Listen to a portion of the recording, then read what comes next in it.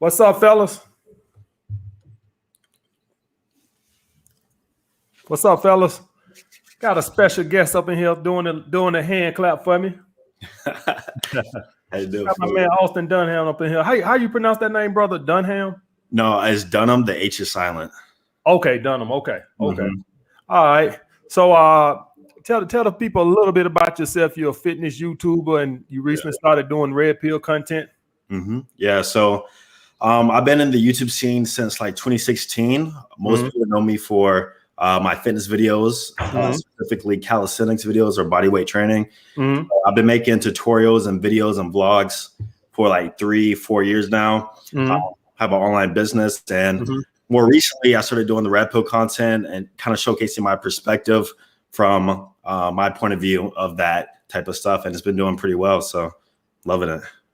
Well, welcome to the red pill community, brother. Anybody can spell, expand it all over the world. We wanted to get as big as possible. Exactly. Where you located at? I'm in Orlando, Florida. Okay. I thought you had like some overseas accent. I really couldn't tell. It sounded like you got like some English accent or something. But okay. You said no, that's just your country ass talking like a damn hillbilly. Yeah, they say I speak kind of proper, but nah, I'm from Florida. Okay, all right. So first thing I want to know, I'm quite sure other guys want to know, how did you become red pill? We all got a story. You just don't wake up one day and just say, man, you know what? These hoes ain't shit. Like usually it takes something to put you, out looking for answers and stuff like that. And so what set you out to find how you found the red pill?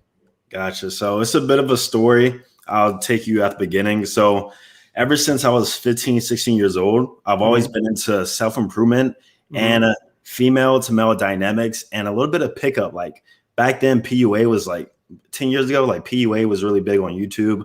I would watch people like Justin Wayne, and I was a virgin myself. It still interests me, and I was on forums. So it started right there. And then I ended up getting into 2 long-term relationships in college when I was 19 years old. So each one lasted 2 years. And then more recently, about a year and a half ago, I left my relationship, and it was that summer 2019. Okay.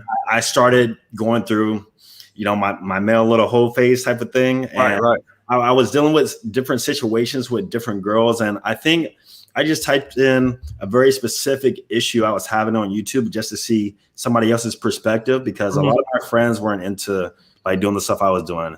And then honestly, your videos came up, right? So that's when I discovered you, summer 2019. I started watching the videos and applying it more. And then I ended up getting into a situationship, which basically like, you're kind of dating a chick, but you're not exclusively with her. And this certain chick who I dealt with really helped me open up or discover like true female nature, because literally everything she was doing was by the book of everything you guys were talking about in your videos. So after that situation, that's when I started really like going full, because sometimes you'll watch the red pill stuff, but it'll go in one ear out the other, right? Or a certain like a bunch of butt hurt guys or whatever, right? Yeah, or for a certain chick, like you kind of allow her to I guess do her own thing. But that's when I started taking it like more seriously after that situationship ended. And since then, that was about a year ago. Yeah, when that ended. So that's what's up, brother. Yeah. A special shout out to my man Fit X Fearless in the house, man. Brother just reached 100,000 subs on YouTube. Shout out, much love to my man Fit X Fearless. Appreciate that super chat, man. I can buy some hamburgers with that. That dog, I can see I've been eating good and stuff like that, but it don't matter. I'm trying to get my Austin Dunham on around this motherfucker. A little chest action, something. No, man. So let me ask you something. Did that inspire you with the fitness, or did the fitness just come naturally to you anyway? No, the fitness was totally different. So the fitness, I was always a skinnier kid growing up, ectomorph type of build. And I got into college. I was in the Air Force ROTC program. So I wanted to be like the best in push-ups, run, so I could stand out in front of my peers. Okay. And that's what pushed me to do fitness and calisthenics. Okay. Yeah. We got a couple more of our red pill brothers up in here, man. We got my man Eli. Appreciate that, Eli. Got our brother MJ up in here. Shout out MJ Get Right. Much love to MJ. And my man Steph up in this bitch. So we got all the Avengers up in this month. Shout out to my man Steph, MJ, and Fit. Appreciate y'all, man. Them our brothers, man. Y'all guys don't know them our brothers right there. Let me ask you this. How much has fitness added to your social life? It's been huge. I feel like fitness is my social life because of fitness, my social media exploded. I was able to travel, meet tons of connections with people all across the world, all across the United States. So a lot of my friends and people I hang out with are into fitness. Like I don't hang out with people who aren't into fitness, to be honest. Let me ask you this. Do you think like being lean, because this is an issue that I think a lot of guys have to have. Do you find an issue with maintaining that balance between, because when you do fitness, it's like a job and it's like you got to be on point with your meals and your rest and your lifting. Do you think sometimes that takes away from your social life? Because I remember back day when I was like, just obsessed with fitness and stuff when I was doing the personal training and stuff and always maintaining, 8, 9, 10% body fat, that if a girl asked me to go out on Tuesday or Wednesday, I wouldn't do it just because I was that strict on my diet, and I wanted to stay strict on my diet.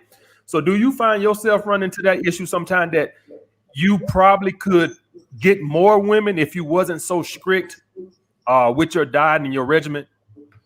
See, honestly, I feel like I'm lucky because I have a lot of balance in my life. A lot of people think I eat like super strict diet. No, I still go out on weekends. Might have a drink every other day. I might get drunk some weekends. Like, you know what I mean? I had those. One, I have pretty good genetics when it comes to staying lean and not putting on a lot of fat. And two, I naturally have a small appetite. So even one day, if I go out, party, eat a lot, the next day, like my body's like, what did you do last night? I'm not gonna, you know what I mean? So I'm always constantly working out. So that helps too. Right. So as y'all guys see, you can't beat genetics. He's probably got a lot of mesomorph up in him where he just naturally stay leaner than the average guy. And on top of that, he's not a big food addict. It don't drive him like that. So you can't beat those type of things when you somebody like that. That is paramount if you got those genetics like that. All right, we got some more super chats up in here. They running kind of fast. Let me see who we got. They running fast. I can't even. They coming so fast. I can't even get to them. Okay, let's see. I want to show the brother some love. Overdose. Appreciate that, brother. Appreciate the super chat. Linnaeus. Appreciate that super chat. Regal Sylvester. Appreciate that super chat, brother. And my man, Advice from Drake. Jay. Appreciate that super chat. Appreciate all the super chats, brothers. Don't think that they ain't appreciated. Has status as an influence improved your dating, your status? Do you think like having over 200,000 followers on Instagram, being verified on Instagram, how much do you think that has helped you as far as with women? So you are somebody that can directly speak on status and stuff like that. How much do you think that has helped? Like before you got verified and you had all these followers on Instagram, did you see a dramatic increase with your life with women, dating women and stuff like that? Yeah, I would say that my overall just social proof and the amount of women that just naturally find me nowadays is way more than what it was like 3-4 years ago before I started. So I would say it definitely helps a lot, even though a lot of girls try not to show it or they'll see me as like, oh, that doesn't matter to me. But I know it definitely separates me from any other guy that they're talking to. Right. As y'all guys just heard, social proof helps a lot with women. When you got some kind of status or some, a lot of people following you and verified and stuff like that. I'm not talking about your little 200 followers you got on Instagram. Some of you guys are like, I got 300 followers. That don't count. You ain't got nobody following your ass. All right. Do you think guys rely too much on sex appeal over, the mouthpiece? So one thing that tends to happen with men is that as guys improve their finances and they get leaner or start to look better, their mouthpiece starts to come down.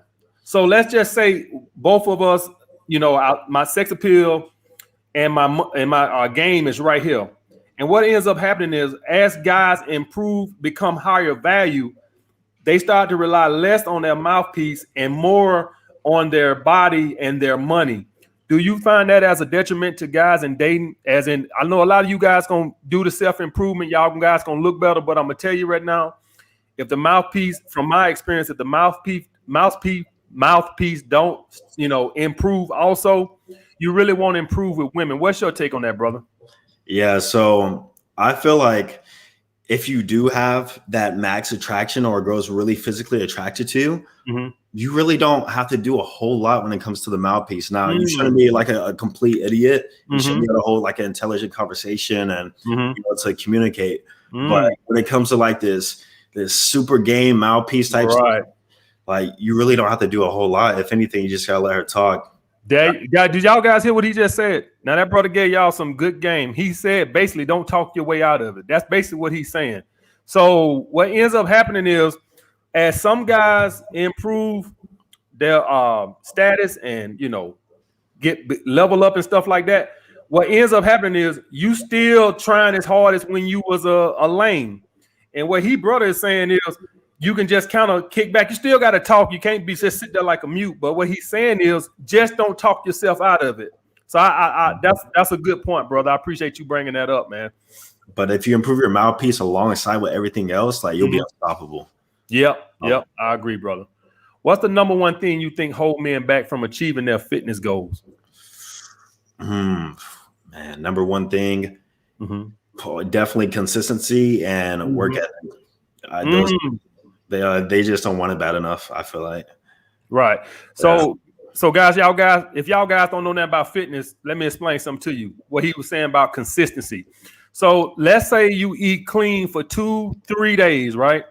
Let's say you ate clean, you ate good for 2-3 days.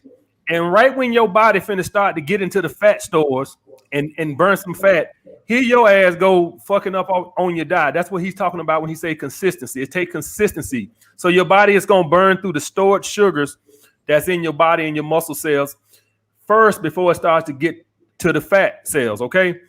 The reason a lot of you guys don't see the results you supposed to see or want to see is because right when you starting to get into those fat cells, you fall off your diet. It takes consistency. You can't do, I ate good yesterday, so today I'm entitled to a hamburger. You ain't gonna never get nowhere like that. So that's what he's talking about when he says consistency. What do you think makes a high value man to you, brother? Loaded question. So to me, a high value man is somebody who definitely on the purpose, like you said, has something they're working towards, goals and things they're striving, such as career, could be entrepreneurial wise, and also just living in abundance completely when it comes to just women, anything that they're doing. They have no sort of attachment towards anything. Like they have the ability to walk away. They're just on the grind and just doing their thing. That's what I feel like high value dude is. That's pretty good. I think a high value man to me is somebody who has the mindset, like pretty much what you just said, the mindset that you're high value. Like a lot of you guys might think that you're high value if you make $250,000 a year. Not if you think you're low value. It's guys out here that walk around, they make money, and yet they still put women on the pedestal. That's not high value. And on the other hand, you could have a guy who makes 40, 50 grand a year, but yet you can't tell him nothing. He think he's God gift to the world. And that's the high value mindset. Now, improving your physical fitness and improving your financial situation helps that. But some guys will have that and they still won't have a high value mindset. They still have a low value mindset. They still have a city mindset. Exactly. That's why I didn't mention money in there too. Like I met people with money too, or biggest simps ever. So. Right. Let me ask you this. Do you think the fitness side has given you more superficial choosing signals? Meaning that a lot of women who will look, but they really won't do anything. So yeah, I'm getting all these looks. When we gonna do some fucking? So like all these looks, that's good and stuff like that. Like some guys who will get money, right? They'll get a lot more women to go on dates with them. But when we gonna do some fucking? It's good to get dates and it's good to get choosing signals, right? I can ride a Lambo down the street and a lot of women gonna give me choosing signals. But how much does that correlate to more fucking? That's the goal. Yeah, I feel you. So definitely when you do have a nice body, you're going to get a lot more choosing signals. We saw that in Miami, had our shirts off, whatever. What I came to realize is, yeah, I might get a lot of looks, but it's up to me to act on it. So every now and then I'll have a girl completely just kind of throw herself at me, so to speak. But otherwise, if girls are looking, I just pick and choose like which ones I want. And I don't expect them to throw themselves at me, even though it does happen sometimes. So I just pick and choose, and then I'm the one to take action if there is something going on. All right, let me ask you this. So you having a big social media following and stuff like that, have you ever had women like on Instagram try to use you for your social media presence and you picked up on it real quick? Like she ain't trying to meet up or nothing like that. She's trying to use you maybe for anything, maybe to give a shout out or whatever, but she ain't really trying to, do no fucking. She's more or less trying to use you. Have you ever ran into that situation?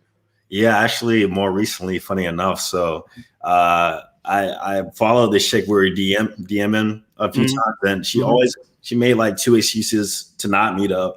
And then after that, I unfollowed her. But she still followed me, and then she hit me back up with like asking some random fitness advice and social media advice to grow her following. And I just left her on red. So off the top of my head, that's probably the only time that has happened.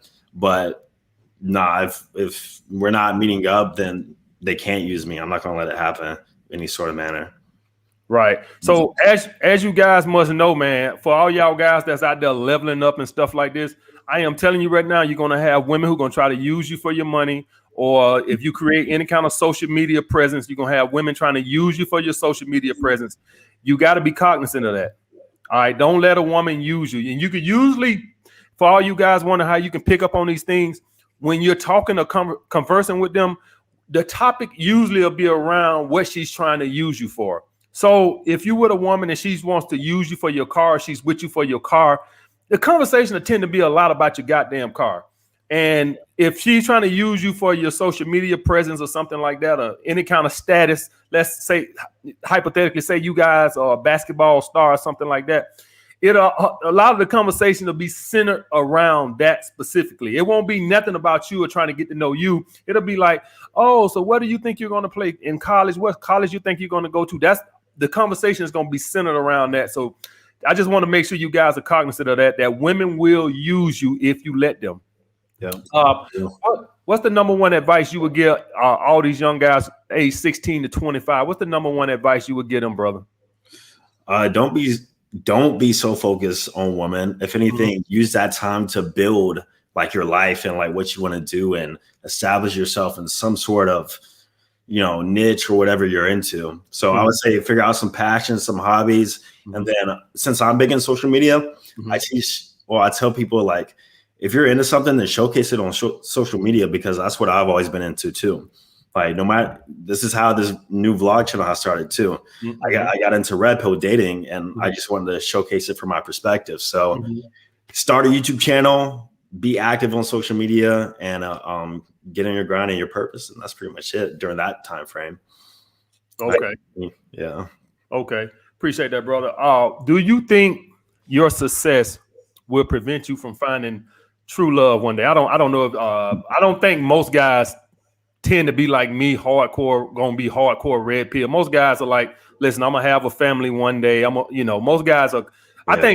I think 80 to 90% of the guys who follow me understand that they probably gonna want to have a family or something one day. But do you think that your success it'll send women with the wrong, ulterior motives towards you, instead of you finding a woman that really likes you for you? Yeah, it's honestly, even meeting girls nowadays, it's hard to tell because girls are so good at hiding it. Yeah, they'll tell you like, oh, money doesn't matter or the success doesn't matter, but deep down, you really don't know what's going on in their head. Right. So that's one thing you just gotta accept moving to the future. And I feel like the only way I can combat that is if I found a chick who like on my level, so to speak, or the similar space, or kind of does what I do at the same time. But I tend to not meet girls like that, to be honest. Like all the girls I meet are like quote unquote normal. Okay. Got you. My experience, man, women are some good ass actors. I'm talking about even the normal ones, I mean, you won't know until you fall off or something, and you be like, damn, I thought she was real. I'm telling you, women are some good actors. But okay, brother. So we're gonna take a couple of calls with my man Austin. I ain't gonna keep him all night because I know some of you guys gonna be asking crazy questions. Y'all gonna run Austin off here, but I told y'all we'll get a couple of with Austin. I'll let him go. I appreciate you, brother. All right, let's get my man right here. Let's join him in here. See. What's up, brother? Hey, what's up, AMS? What's up, brother? Hey, so I took your advice to heart last time, and I've made an effort to really get rid of the corny people in my life and the people not on their purpose, and I think that's great for me. Just a quick question. I didn't have like any like really good masculine figures in my life growing up, and I was just wondering, like, is there anything you would suggest beyond like watching your videos for like mastering masculine frame? Well, the main thing, brother, is what I found is you're gonna have to. So mainly, guys, we are a product of our environment. All right. So how old are you, brother? 22. 22. So a lot of the masculine frame is also gonna go be with maturity. So you're still kind of young. When I was 22, but some guys get it when they're fucking 13. But it's mainly gonna be you being cognizant of it. Now that you're aware of it, maybe before you never even thought of it, you just was being naturally goofy. So now you're being cognizant of it, and also the people you hang around. If you're hanging around a bunch of goofballs, that's what you're gonna tend to be, a goofball. So watch your circle. I don't hang around lame-os and stuff like that, but also it's maturity and just being cognizant of it. What I found out is most guys who are masculine, they are very cognizant of it. Believe it or not, they really think about it. And the reason I say that is I've seen guys who act very masculine, but if you pull them off to themselves, they kind of let their guard down a little bit, and you could see that they as free willing as most people. So like in a public setting, they are very cognizant of it to be in a masculine frame. But like if you take them in a back room or something, they'll laugh and they'll let loose, let their hair down and relax a little bit too. And you'll see that they're very cognizant of it when they're thinking of it. All right. So I just want you to understand that a lot of people that they are very cognizant of the image that they're presenting in front of people. Do you get that? Yeah. So sometimes like when I'm with my girl and then, I had to catch myself and I'd be like, straighten back up. Like, oh, you playing too much. You know what I'm saying? I had to catch it. I think of it. You see what I'm saying? Yeah. I got it. What you think, Austin? Yeah, I agree with you. So me, myself, I was raised by a single mother too. So I wasn't around like a lot of like masculine figures. I had sisters. I'm the only son. So I say putting myself around more dudes over time and just kind of forcing that masculine frame has kind of helped me, because I find myself being more goofy over time, the more comfortable I get with the chick. And more recently, I've been more cognizant of that. But I agree with everything you said with that. Yeah, brother. Just try to think about it.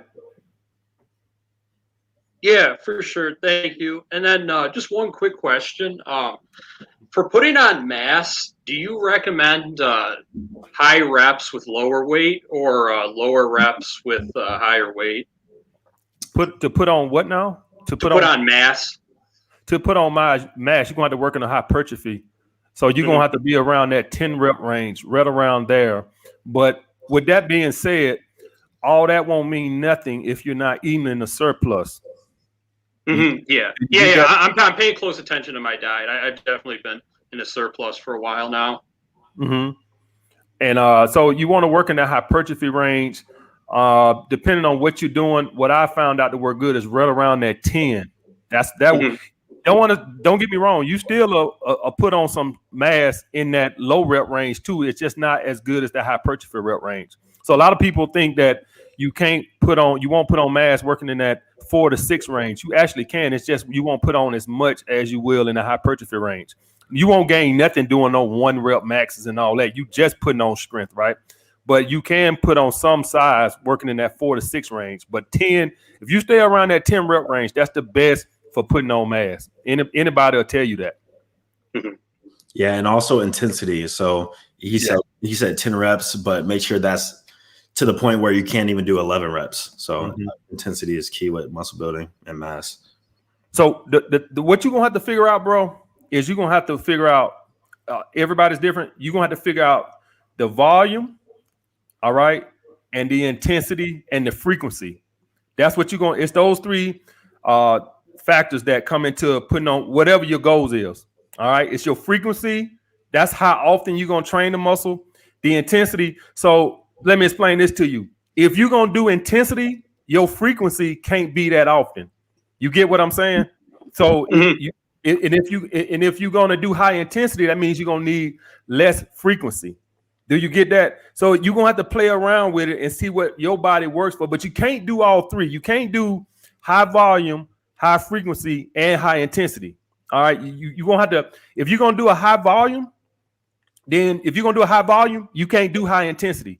In other words, if you're gonna do 15 sets or 10 sets or 12 sets or whatever, you can't do all those to failure. If you're going to do high intensity, you're going to have to lower the volume and probably the frequency. That means that, say you train chest twice a week.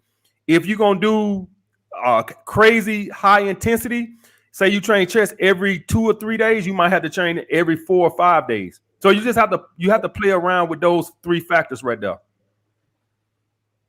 Yeah. Okay. And find out what works for you. Yeah. All right. Well, thank you guys. I appreciate it. All right, brother.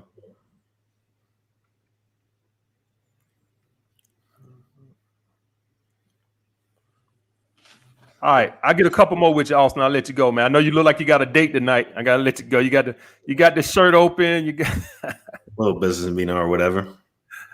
What's up, brother? How's it going, AMS? How's it going, Austin? Can you guys hear me? Yeah, I hear you, brother. What's up? Well, you know what? I've been in a 9-year relationship. Wonderful woman. Purple pill. Here's a big problem, and AMS is she's got 2 grown-ass kids living in home supports, 21 and 27. Okay.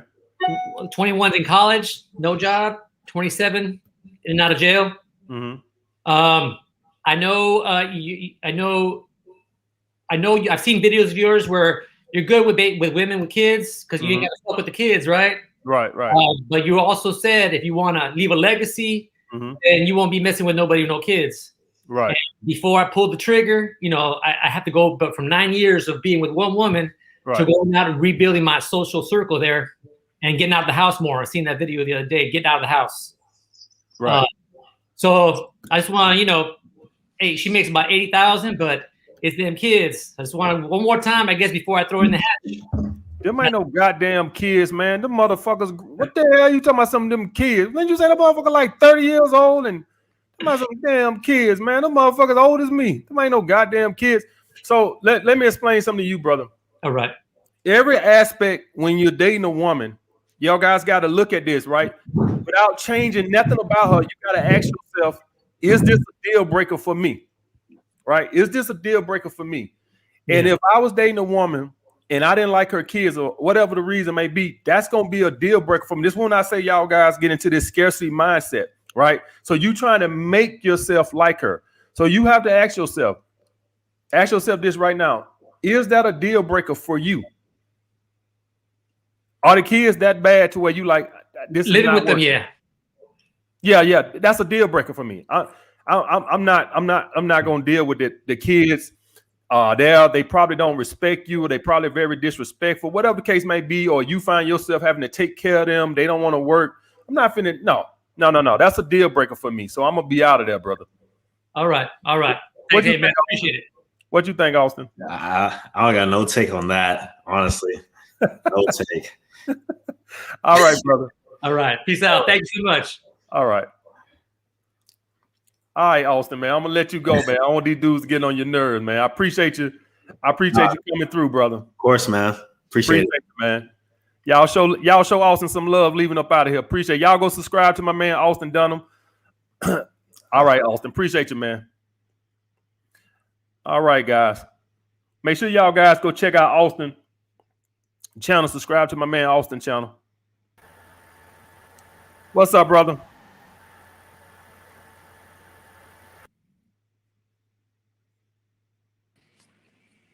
Hey, what's up, brother? Hi, MS. How are you? Thank you. Your book is amazing. Appreciate it, brother. It's great.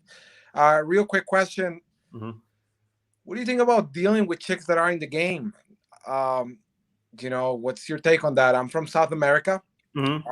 We get a lot of influx here in Miami, chicks from Venezuela, Colombia, Brazil. And some of these chicks, they're doing their thing on the side and stuff. What do you think about dating these chicks? That are into gangs? Yeah, they're in the game. You know, they're like, you know, doing things on the side and stuff like that. Like dating other guys and stuff like that? Yeah, and then things for money, kind of like stripping and stuff like that. Well, you got to be specific because like me, I'm not trying to wife these hoes. So a woman stripping won't be a deal breaker for me. But if she's selling her body, that's gonna be a deal breaker for me because that's gonna gross me the fuck out. Because a lot of y'all guys don't know that when you doing stuff about you know, selling your body and stuff, a lot of these guys got these crazy ass fetishes. So I guarantee you, she probably got some dude that want to piss on her or shit on her, you know, all type of shit. So that's gonna gross me out dealing with women like that. I'm not saying all of them do that. If a woman is stripping or doing OnlyFans or something like that, you know, hey, you got your little beta simps that's gonna come in there and throw money at you for looking at a butt cheek, you know, then I don't care nothing about that. But if she doing more than that, that's a deal breaker for me, brother. I hear you. You're the one hitting it from the back, man. But thank you so much. I appreciate it. No problem, brother. So y'all guys, listen. I ain't trying to wife these I ain't trying to put no wedding ring on these motherfuckers. So I really don't care nothing about all that or who she dating and stuff like this. All I want and all I care about, guys, is to make sure if she's selling her body, I'm not gonna fuck with her. I'm not dealing with that. That literally grosses me out. That's what I got to say about that. That literally grosses me the hell out. What's up, brother?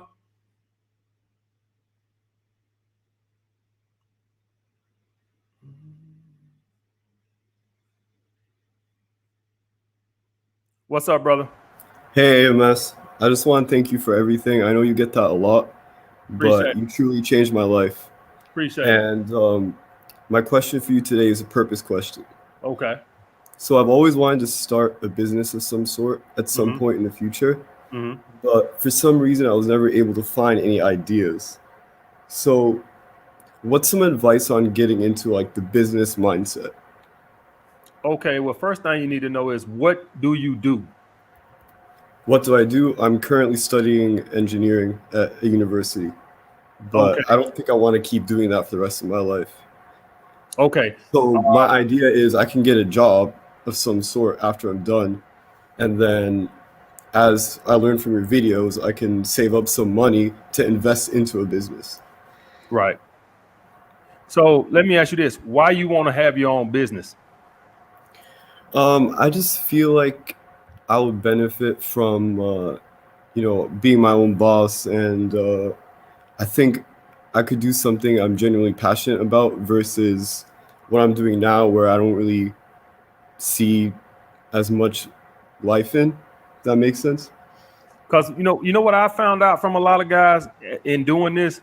A lot of guys think that becoming their own boss, they gonna get to go play golf and go swimming all goddamn day, and they almost seem like they think they gonna get to, you know, just sit around and eat cupcakes all day while other people make money for them. And maybe you do get your business to a point like that one day, but initially you probably gonna work twice as hard as you would working as an engineer. So I actually don't mind working hard and everything, and I know I have to be in it for the long haul, and I know I've got some, you know, long hours and long nights and everything to work for, but it's more about a passion thing, you know? Like if I can find something I'm genuinely passionate about and make some money out of it, I think I would love to have that. What are you passionate about? You don't know what you're passionate about? Yeah, unfortunately, but I did see one of your videos. You said that I need to go out and experiment more. You're right about that, but you know, there's also the aspect of monetizing it, which I have trouble connecting as well. No, I can tell you how to do it right now. What is it that you have a passion for? Right now, I'm not entirely sure. Actually, that's what I was saying. I do watch a lot of YouTube, of course, and I play video games sometimes. So, I'm not off to a good start right now. Right. So that's why I need to go out and actually do and explore some more things. Right. You actually do, because the advice I would give you as in how to monetize and how to start it, I would need to know what it is. I can pretty much give you an idea on how to monetize in this situation, but you don't even have a clue as into what you have a passion for. How old are you? I'm 19, so you got a long time, bro. You got a lot of time. Just live life, and it'll find you. But this is what I would tell you until you find it: bust your ass in that engineering. Do that. Don't get into one of these situations where you hear me say find your purpose and passion in life, and you use that as a crutch to drop out. Because AMS said you need to. I need to pursue my passion, and a lot of guys try to use that as a reason not to stay in school and stuff like that. No, you need to bust your ass in school and let it find you, because you never know how long it might take you to find you. It might take you another 5 years, 10 years. You never know. But what I want you to do is I want you to bust your ass in that engineering until you come to that point and you find it. Because at the end of the day, brother, this is the real world, right? I had a passion to play basketball or whatever. A lot of guys have passion to go to the NFL, and you're not good enough to go. So you need to make sure that what you majoring in, this might be what you need to do until you find something else you're passionate about. See, it's the real world. In the fantasy world, you could kick back and go fishing every day till I'm waiting to find my purpose in life. But in the real world, your landlord gonna say your ass got to get up out of here because you ain't paid my goddamn rent. Do you understand what I'm saying? This is the real world, and you at that age where I was kind of like finding myself, right, and just kind of loafing through life, quitting job after job after job after job. That's about the age where you at 19. That 19 to 20 age is when I was fucking quitting 6 temp jobs a year, 10 temp jobs a year, just walking off them, right? So you don't want to be in that situation, brother. You want to be in a position to where you're an engineer and you're making good money and you let it naturally find you, because you never know when you might be 40. You never know. So do you want to walk around here and be a loser for the next 20 years time I'm waiting to find my purpose? Or are you going to bust your ass in that engineering? Because this is the real world. It ain't always about what you want to do. See, it ain't always about that. Hell, I wanted to play in the NBA. My ass ended up on a construction yard, but I had bills to pay. So it ain't all about it. If you know what your passion is in life or whatever, then fine, go after it hard. But if you don't, at the end of the day, this is still the real world, and your ass still got to work. You understand what I'm saying? And ain't nobody gonna take care of your ass. I'm telling you, ain't mom, all lovey-dovey. Oh, that's my son.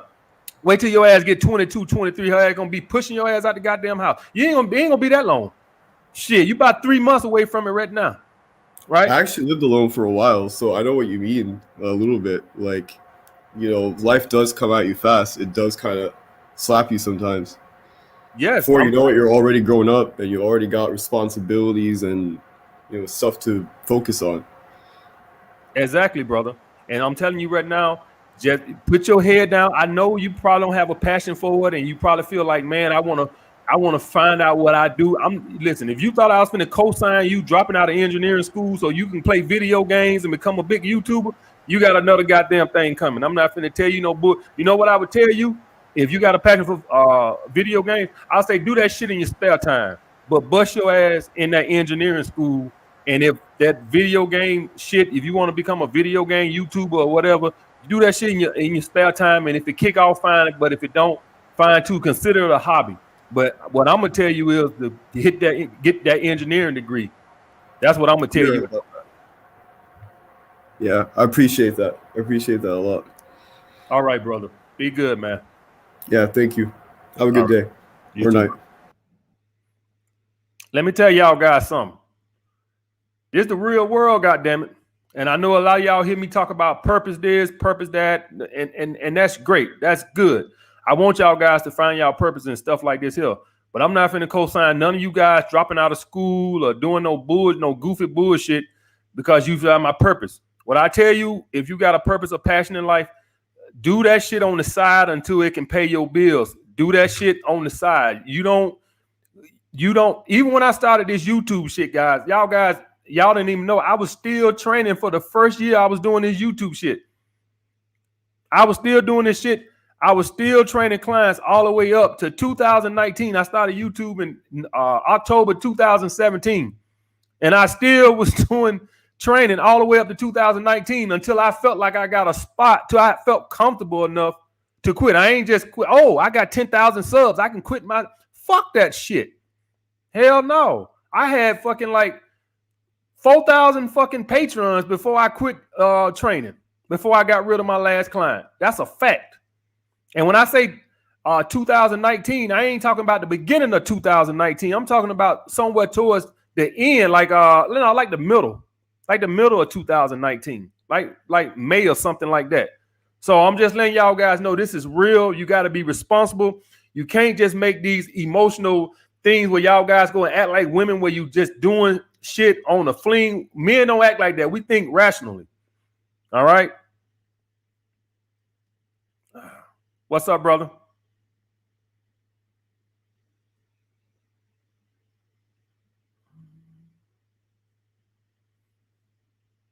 What's up, brother?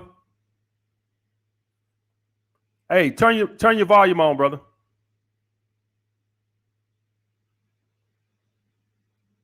Turn your volume on. I can't hear you.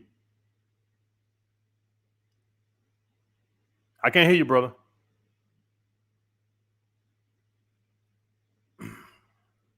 I can't hear you. All right, I got to get somebody else. What's up, brother? Hey, MS, how you doing, brother? How you doing, man? I'm good, thank you. Thank you for this live stream you put on. Just had one or two quick questions for you. First question I had was, I know you mentioned in some of your videos that, when you're talking to women, you should always keep the mystery aspect going. And even if it's like a multi-year relationship, you should never start like blabbering your mouth and stuff. Right. And I wanted to ask, what's wrong with, having kind of deeper conversations on like a intellectual level that are not necessarily about sex or man to woman dynamics? Say you're talking about business or something and the conversation gets deep. Is there something wrong with that? Does it kind of take away from the frame or make you less mysterious? Well, what it does is it puts your ass in the friend zone. That's what it does. With women, it depends on what we're talking about. So like say I'm hanging out with a chick, right? If we're talking about interests and stuff like this right here, I'm fine. But I think you're talking about some deep psychological talking and stuff like this. And the issue you run into you run the issue of running yourself into the friend zone because you kill that sexual energy. All right. So this is the thing, the difference between an alpha and a beta. A beta is trying to stimulate her brain with his intellect, right? And an alpha is trying to stimulate her mind sexually. Right. All right. And so the difference is this is how you quickly end up in the friend zone. Now, understand that when I'm talking to a woman, I'm not talking about sex. That's a turn off. Like a creep, right? I'm not talking about sex and stuff like this. But it's a difference between me sitting up here breaking down the Michelangelo and the Da Vinci Code and shit like this, opposed to just common interest and things like that in a sexual manner. Do you get that? So it's like you taking things into an aspect and you're going to put yourself in the friend zone doing that. You always want this to remain in a sexual energy. I'm not talking about sitting up here talking about, hey, look at my dickhead. You ain't talking about sex, but the sexual energy is still there. Right. Yeah, man, that makes a lot of sense. And, especially the friend zone, that's definitely true. If you talk too much, you fall in it. And I assume, even if you've been in a relationship with this person, with this chick for like a while, even then, if you start talking about these things, the attraction goes away then. Right. Exactly. It will go away, brother. So kind of like maintain that and see what'll end up happening is you're trying to compensate. So you I don't feel she's sexually into me. So let me impress her with my intellect. That's what you're subconsciously doing. Okay. Right. And it's and women read through stuff like that when you go through this, like as in no confidence. You supposed to be making a move or trying to get it towards that way towards sex. You see what I'm saying? When you go into all these, you trying to break down the Da Vinci Code and stuff like that. That almost comes across as in you don't know how to handle women, or you don't know how to interact with women, and you're nervous. And so you sit up here jabbering about a bunch of shit that don't even make no sense. You get what I'm saying? Yeah, totally, man. Appreciate it. All right, brother. So y'all guys got to understand that when y'all with women, they can always tell when you're nervous or when you have confidence or when you think she's supposed to have sex with you. When you start having conversations like that right there, you know, these intellectual conversation stuff like a nerd or some, like you trying to impress her with your brain. So let me explain something to y'all guys. Guys end up in the friend zone because they either trying to hold some intelligent conversation and they kill or some friendly conversation and they kill the sexual energy. And that's how you end up in the friend zone, guys. All right. If you want to, I ain't gonna never let no girl put me in the friend zone, but I've been in the friend zone in the past. So you never want to be trying to talk to women about your finance. You're not trying to impress them with your finance. You're not trying to impress them, show them how smart you is. All these are beta things. All right. What's up, brother? Hey, what's up, AMS? What's up, brother? So I got I guess you can say a purpose question. So I got a YouTube channel, All Seeing Ty. And Who? All Seeing Ty. All Seeing Ty, THAI. Okay. And I talk about female nature, spirituality, semen retention too. I know you probably think like it's a placebo or whatever. You know, yep. I heard you.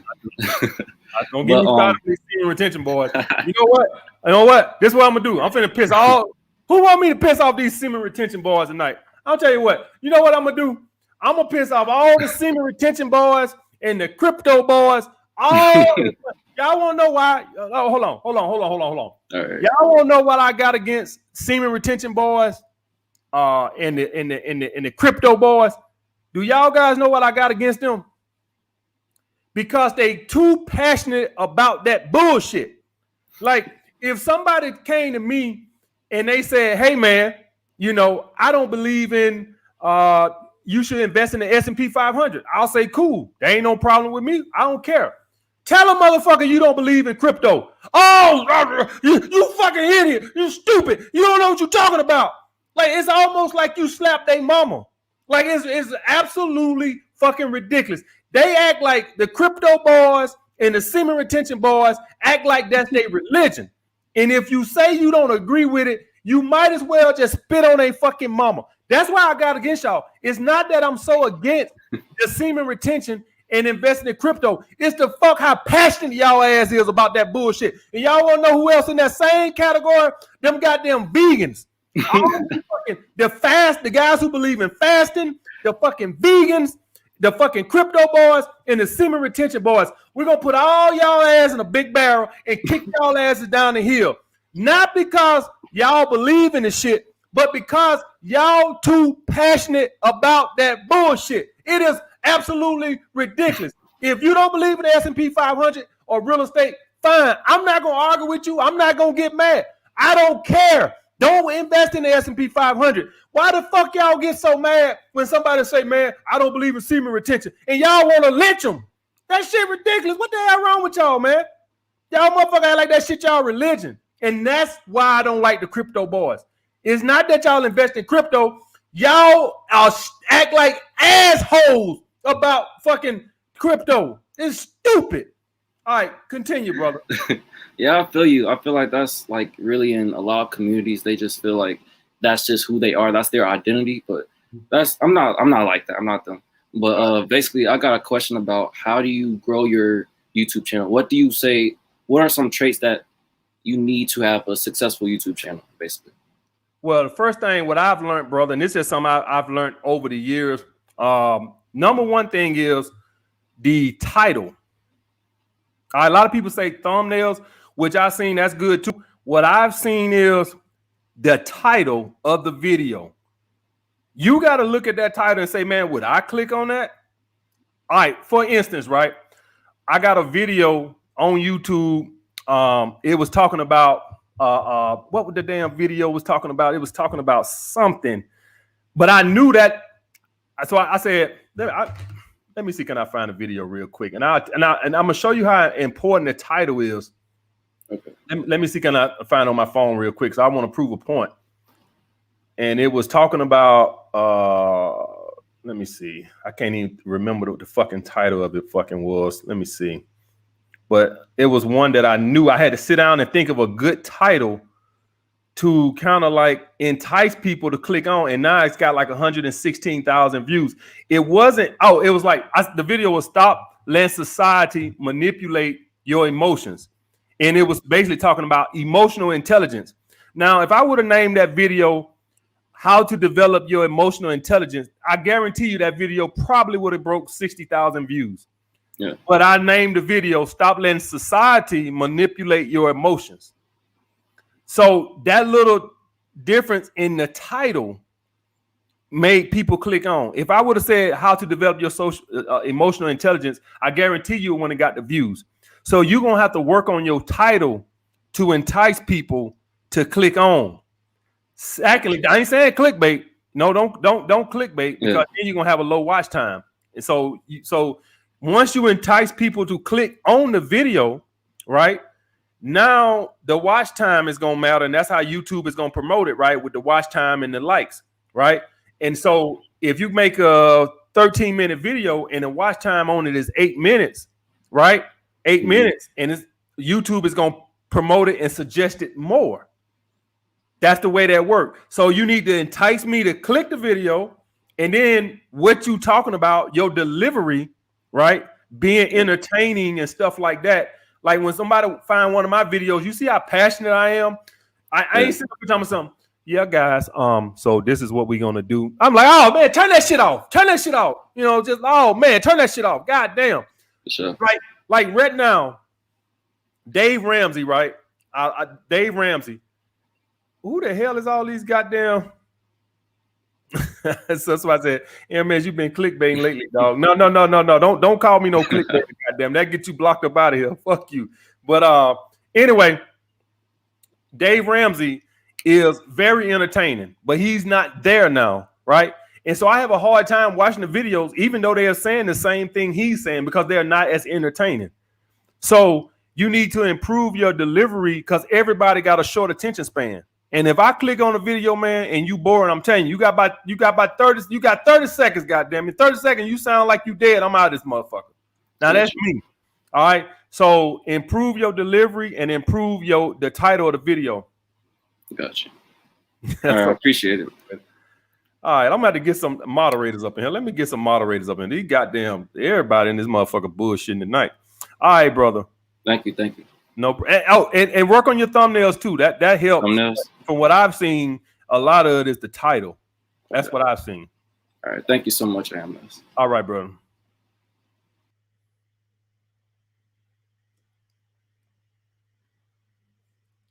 Gonna call me a clickbaiter? Fuck you.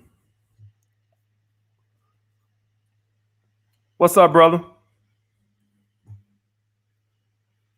What's up, brother? Hey, unmute your mic, brother.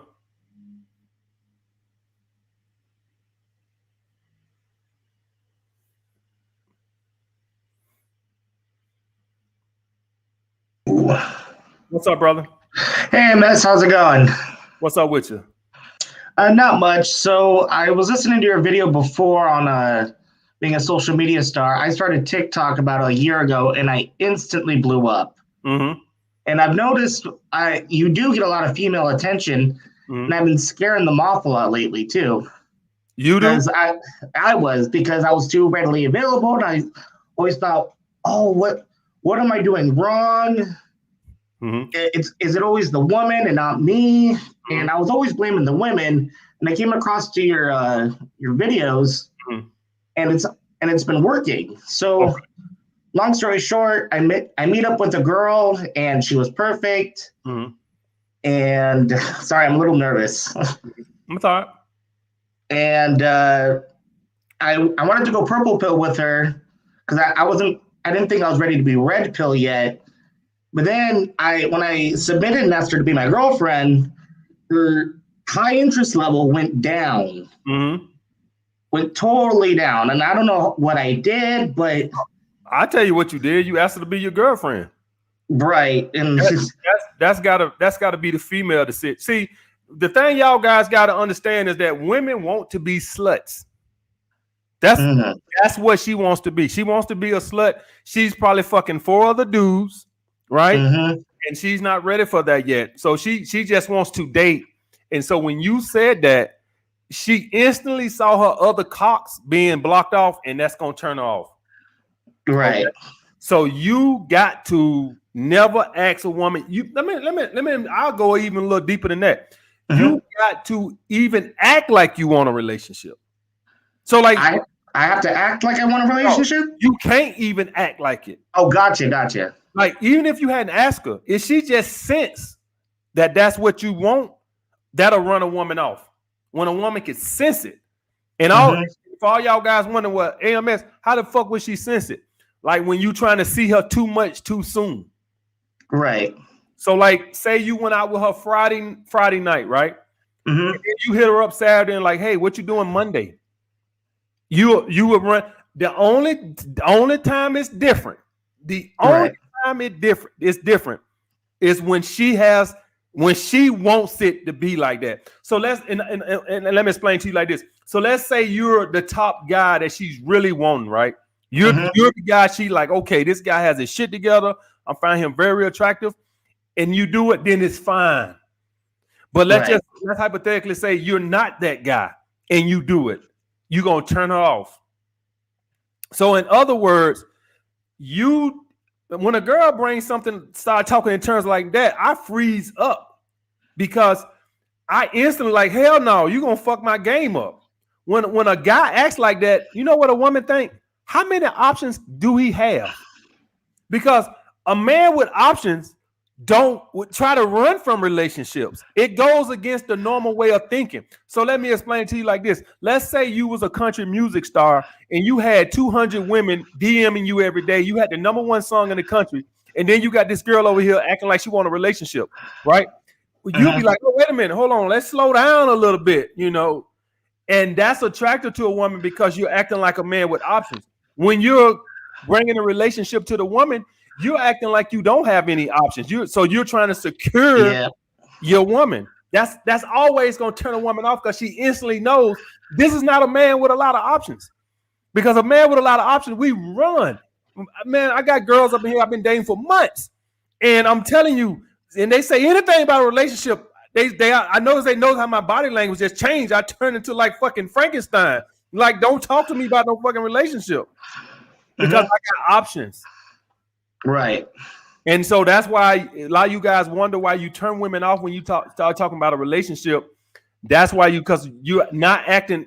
It doesn't compute to a woman. It doesn't. Women done dated enough men to know how men with options act when they bring up a relationship. You might as well. It's like you trying to hand the devil a cross. I'm trying to tell you, like a man with options, relationships. Like no, I don't want to hear this conversation. I don't want to hear it. I don't want to hear this conversation. I'm changing this. I'm changing the subject.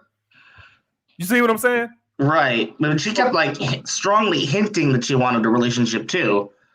Yeah, but you got to fuck all that hinting. And you know what?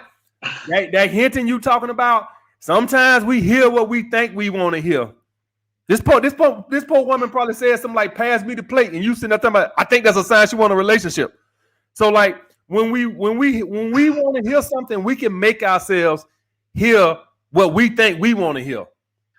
Right. Even though that's not what she's alluding to. Yeah. So yeah, she ghosted me and she told me she was sleeping with another dude. I know this is like humiliating to admit, but yeah. Mm-hmm. She ran off with another dude. She told me he's crazy. And I'm just like, I don't want to hear it. Bye. And I didn't talk to her again after that. No, she's getting fucked right now. Yep. I'm telling you right now. Right now, she's bent over and she's getting fucked right now. I I know you probably like AMS. You're trying to be funny, this, that, and other. See, this is what y'all guys don't understand about women. Y'all, what you think she's doing right now? I want to hear this. What you think she's doing right now? What you think she's doing? Watching Jeopardy, don't it? You think she watching? Yeah, you do. You think she's watching Jeopardy right now, right? No, I honestly think she's probably seeing that guy right now. To be completely honest. Yes, she is seeing, but she's doing more. She's seeing a lot of him right now, and he's seeing a lot of her right now. He's seeing all of her. All right, and so we in the red pill. We understand that those ain't shit. The girl I was with yesterday, I understand. Right now, she's probably watching this live stream, getting her back blowed out. She's probably right now watching this live stream because she knew I was going to do a live stream day, and she's probably getting fucked from the back. See, I'm just being honest. She probably is right now watching this live stream, getting fucked like a motherfucker. We in the red pill. We understand these hoes ain't shit, and that's what we got to get you on. We got to get you to understand these hoes ain't shit. That's the bottom line, brother. So I want you from now on to let women bring that shit up. You live your life, be a high value man, and stop chasing relationships. High value men don't chase relationships. We run from them. Right. When a woman start hitting around a relationship to me, man, you know what go through my mind? I am too rich to be with one chick. That's what I think. I think, man, I am too rich to be with one bitch right now. And you'll be thinking that right now too if you was on your purpose getting your bag. Right. But you in a scarcity mindset, and so you want to get you one chick. Yeah. All right. So the thing about going on my purpose is obviously I want to stay on TikTok and probably expand a little bit more. And how do you proceed when you're feeling a little overwhelmed of what you should do today? Like, for example, I need to go to the gym. I need to write some TikTok or YouTube skits. It's like, when you have like that overwhelming feeling of so much to do, like how do you start to pick which one you should do first and second to last, etc.? So everything I do, I make a schedule out for it, and I go off of priority, right? So my priority would be what pays me what and what brings me more income. You see what I'm saying? So that's how you're gonna go off of it. So I don't know what you're making off of TikTok or whatever, but the priority is going to be which one is your bread and butter, so to speak. You get what I'm saying? So whatever your bread and butter. So at one point, I was training, writing a book, doing YouTube, and doing consultations, right? And I had my whole day laid out. I don't kind of just filter through the day, letting it fall into place. My whole day is planned out, but even when I wake up. Right. So on your Google Calendar, you need to structure your day like a business. If you ever seen a high value man, what does he have? He has a calendar, a date book, right? Yeah. He don't kind of just let things fall into place. Oh, well, no, he has a calendar and he puts. So you're a high value man. From now going forward, you need to structure your day. This is how you get shit done. If you don't structure your day, before guys had phones, they used to have this little book where they would write things down. I got to go do this. I got to do that. I got to do that. Their whole day is structured. So right now, you need to structure your day. Okay. On your calendar. TikTok, 12 to 2.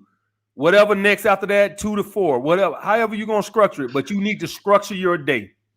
All right. Thanks, brother. I have one more question. I don't know if I said this already, but I am sober. I don't drink. I don't do drugs, anything. I'm over a year sober. And if I want to take a girl out somewhere, but I don't drink, where's like the best place that doesn't have the alcohol? Because if I'm afraid, if I say, hey, let's go to a bar, and she's having a drink and I'm having water or ginger ale, she's going to think like, what the fuck? How come you're not drinking? Well, you're just trying to get me drunk or something? Well, I used to have that issue too, right? So what I used to would do is I would drink diet soda and I would go to the bar and get it myself. So you have to structure it. And this is, I'm dead. A lot of guys might be like, well, AMS, why don't you just tell the girl you're not drinking? Guys, that shit would be such a buzzkill. I'm just telling you, it would be, a lot of you guys might be saying, man, just tell them you don't drink. I'm telling you guys, women are so fucking crazy. I don't want to say stupid, but they're so crazy. If you're not drinking, I'm not drinking. Right? It's a buzzkill. So what I would do since and for all you guys, this is when I was like strict dieting and wouldn't drink and stuff like this. what I would do is I would position it to where like we would sit over here and I would go to the bar and get the drinks and I would have a Diet Coke. I'm not bullshitting. And she would think it was a Hennessy and Coke. And then I would have her drink. But she wouldn't knew it was a Diet Coke. And the reason I would do that is because it almost like kills the whole vibe of the date when she knows you're not drinking. It baffles my mind. You would think that it's not a big deal, but it actually is for a lot of people when they know you're not drinking, but they're drinking. So you have to do some strategic, measuring on this to where you have to position yourself to where they might think you're drinking. Maybe you got a Sprite and she think you got like a vodka and Sprite or something like that, but it's just a Sprite. And she just doesn't know. That's how I used to do it. Okay. Actually very smart. And I think that covers everything. Let me ask you this too. Why don't you drink? You just don't like to drink? No, I used to be a hardcore alcoholic. That's why I was up to 2 pints a day at when I hit rock bottom. So I can't have one drink because I'm afraid it's gonna snowball into I'm wasted and scare her off. No, I get it. I get it. All right, brother. All right, thank you so much. No problem, brother. Be good. All right, you too.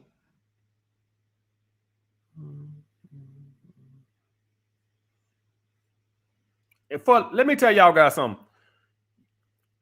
Press 1 right now if you not around your girl and you probably understand she getting fucked. I want all my soldiers who are true to themselves and being honest. If you not around your chick, your main chick right now, and you understand she might got a dick in her mouth right now, press 1 if you understand that. Then if you understand that, then you understand female nature. If you don't understand that, you don't understand female nature. You kidding yourself. If you're not around your girl right now, you don't understand that she probably got a dick in her mouth or she getting fucked. I'm not saying that she do. Maybe she's at home, watching Mama Family reruns. I don't know. But if you like me, and I'm gonna tell y'all guys something. That mindset helps me keep from getting attached to a female. When you understand that, you don't even get attached because you know what they're capable of. What's up, brother? Hello. What's up, brother? Hey, I have some questions. I've been running into a problem. So the first one is I met this chick and we went on a date, and I think by the end of the date she was high interest. By the second time we met again, I went to her house and I live far away from her, so I told her that it was kind of too late now, and she offered to let me sleep over. She lives with her sister, but her sister is always in her room. So she invites me over. She tells me that we're not having sex. And twos, we had sex and everything, and it was great for her. So what basically happened is she started to pressure me into a relationship, and I wasn't about a relationship.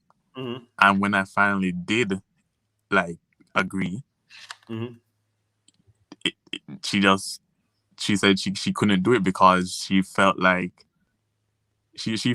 basically she saw some texts like when I'm sleeping over her house, I sleep dead, so some texts would come in and she saw them from other women.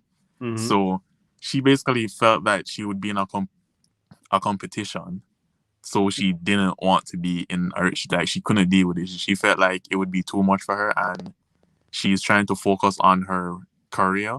And she felt like I would be she said that I was making her too obsessed, even though we just met.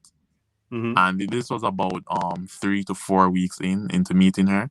And she basically called it off because she said she basically seeing other women wanting me made her feel like it would be too competitive. That's the part I didn't get. All right.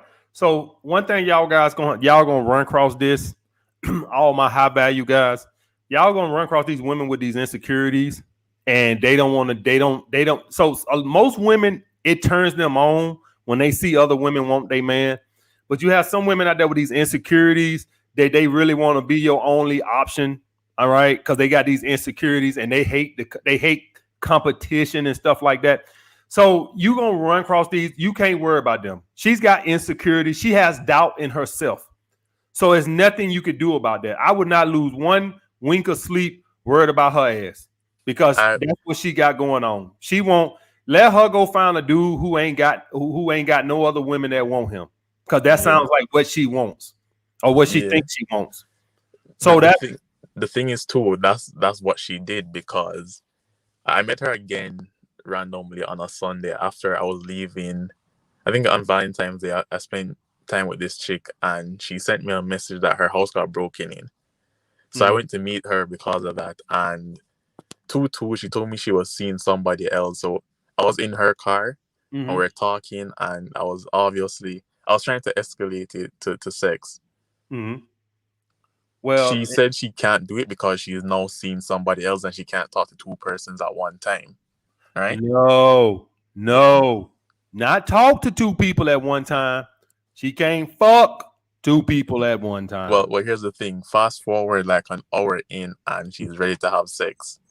But I had to call it off because I just left another chick's house. I didn't even show her anything because I thought it was an emergency because of her message. So I thought her house was just broken into, but it was broken into the day before. I would have left you too. I would have left you too. You gonna turn this pussy down because some other bitch called you to my house broke into? No. I said I had to turn her down because I just left this chick. I was done with her. We spent the day and I said, after you said you turned her down. I don't give a fuck if your mama got shot. No, I'm saying I turned down the chick I went to meet because I didn't bathe or anything. I was not clean. I just left this house. I was just banging her out the whole morning the day before. Let me get this straight. So you was not clean. So you turned down some pussy because you were not clean. Yeah. Did I hear that correctly? Yeah, you heard that correctly. What the hell that got to do with anything, brother?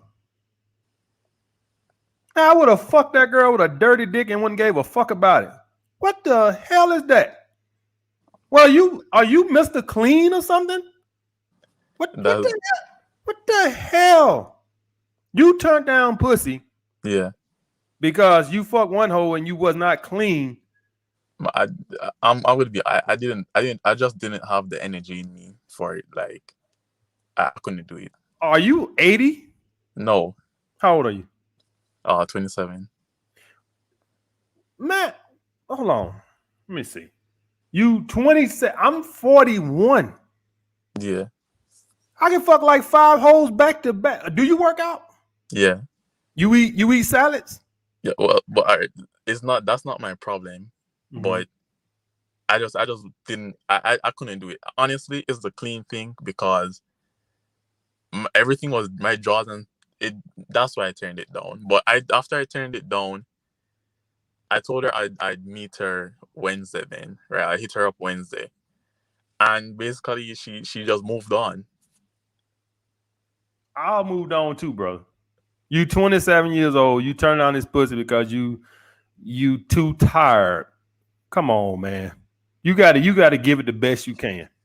You just gotta that was my mistake for turning it down then, regardless. Huh?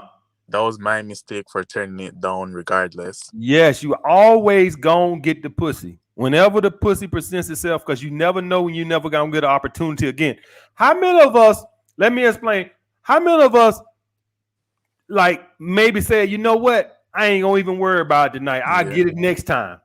How many of us press 1 if a girl told you, hey, come over, blah, blah, blah, and you like, shit, man, I got to get up and go to work in the morning. How about I come after I get off work? And she like, okay, and then you never get the goddamn pussy. It's true because press 1 if you done fucked up like that before, thinking like, oh, I'm gonna get it next time. I'll get it next time. I'll get it tomorrow. And you end up, you ain't even fucked the damn. You ain't never even fucked the girl. Man, I done fucked up like that so many times, just assuming that I had it in the bag. Yeah, that's the first. Bag. I done had girls. Well, I could tell they wanted to fuck. I didn't have a place right? I didn't have a place to take them, but I just assumed that, you know what, I'll just get it next time. I have a place next time. And never saw the bitch again. Hey, hold on. Whenever you guys are dealing with women, get the pussy whenever you can get the pussy, because with women, they fickle. You never know if you're going to get another chance. Can I ask a question off that same point? I met a chick today, and I was trying to get it the same day I met her, because she started talking to me, and we leave the store. She leaves the store before me, so before she leaves, I told her to wait outside for me. I come outside, I didn't see her, and then as I get in my car about to leave, I see her running out. As apparently she went around the other side, expecting me to leave from the other side. So we went on a date at the same time, right? We met. She came in my car. I'm like, "What's your name? Would you like to go out on a date sometime?" She gives me her phone, took my phone. We exchanged numbers, and then it was a particular situation where I was going to be in the town that day, and she wasn't doing much. So I just took it as a date right then and there, and we went on a date. I'm talking to her, and I bring it up like, "You want to go get a room or something?" She says that she gets angry because she's saying that, what do I look like just meeting you and having sex? What am I getting out of it? So I told her that she's getting something out of it because we're both having sex. I'm not the only one having sex. So she gets angry about me doing that. But I wasn't paying too much attention to it. And two twos were, she laughs it off. She says that she's hungry, right? I'm feeling like, I'm wondering if she was using me or she was genuinely interested, because even in, like, she's saying that I can't just have sex with her and I haven't done anything for her, which is not a route I ever go with women. But this scenario was so... This is the thing, right?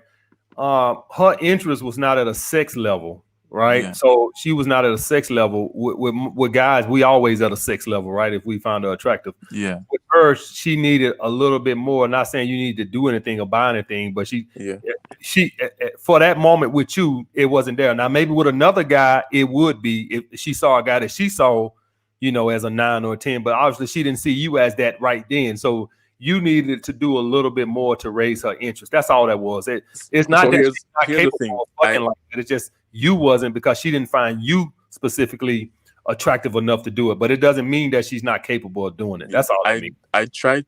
So I went on to do that. We got something to eat, right? And as she's talking to me, she's laughing. She's like slapping me and stuff. She does a thing where she's wearing a one piece, which comes not where her knees are, but stops at her thighs. She lifts her. She's sitting down in the car, so she lifts her skirt up a bit to show her thigh, and she just leaves it there. And I'm wondering, like, is that her showing more interest when she does that, or she's just teasing, brother? Yeah, but I didn't. Here's the thing: I didn't take the bait or do anything, because I don't like to do physical contact on a chick like I haven't had sex with.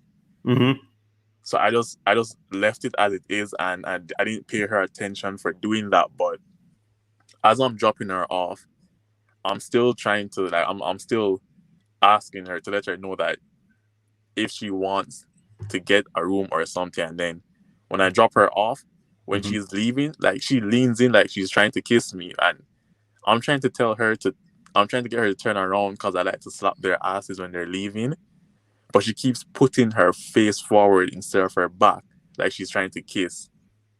Right. So I just tell her, I'm gonna wrap this up, brother, because you can keep on. You're gonna keep going on with all this. Yeah. So I was wondering, was it I couldn't escalate through the time we spent together, or it just has to be a second date thing where I would get it, or I just wasn't as attractive for her on the first time? That's what I was just going to tell you, brother. most times you're gonna need the average guy is gonna need 2 or 3 dates to close to get a woman comfortable. Period. Can you meet a woman that's just finds you physically attractive and you get it the first day? Yeah, absolutely. We all have done it, but that's few and far between, brother. The average situation is gonna be about at least 2 or 3 dates. So for that situation, should I text her for a second date or should I wait on her to text me? No, you're gonna have to do that, brother. Yeah, you gonna have to reach out to her to set the second date. She ain't gonna do that. So I wouldn't reach out to her like the same day since we just met today. No, I wouldn't. No. The day is Monday. I would reach out to her on Thursday, probably Thursday to. It depends on what your schedule like. I don't know what your schedule like, but if you was free, I'll probably try to see her again Sunday or something like that. So I'll probably reach out to a Thursday or Friday, probably Friday for Sunday, something like that. All right, thank you. All right, brother. All right, he needs a lot of help. Brother needs a lot of help. He needs a lot of help. Appreciate my man Doug. Shout out to Doug up in this bitch. Appreciate Doug up in here. Appreciate you, Doug. I'm about to get Doug some help up in there. Hello? What's up, brother? He fell asleep listening to the other dude. I mean, a lot of y'all probably fell asleep. Good brother, but man, oh man, he need a lot of help. Yo, what's up, brother? Hello, MS. Hope you're having a good evening. So I just got a couple of quick questions. So one of them is, once you slide in the girls' DMs, however, what exactly do you talk to them about? In the DMs? Yeah. No, I don't slide in the DMs, brother. Oh, you don't? Okay.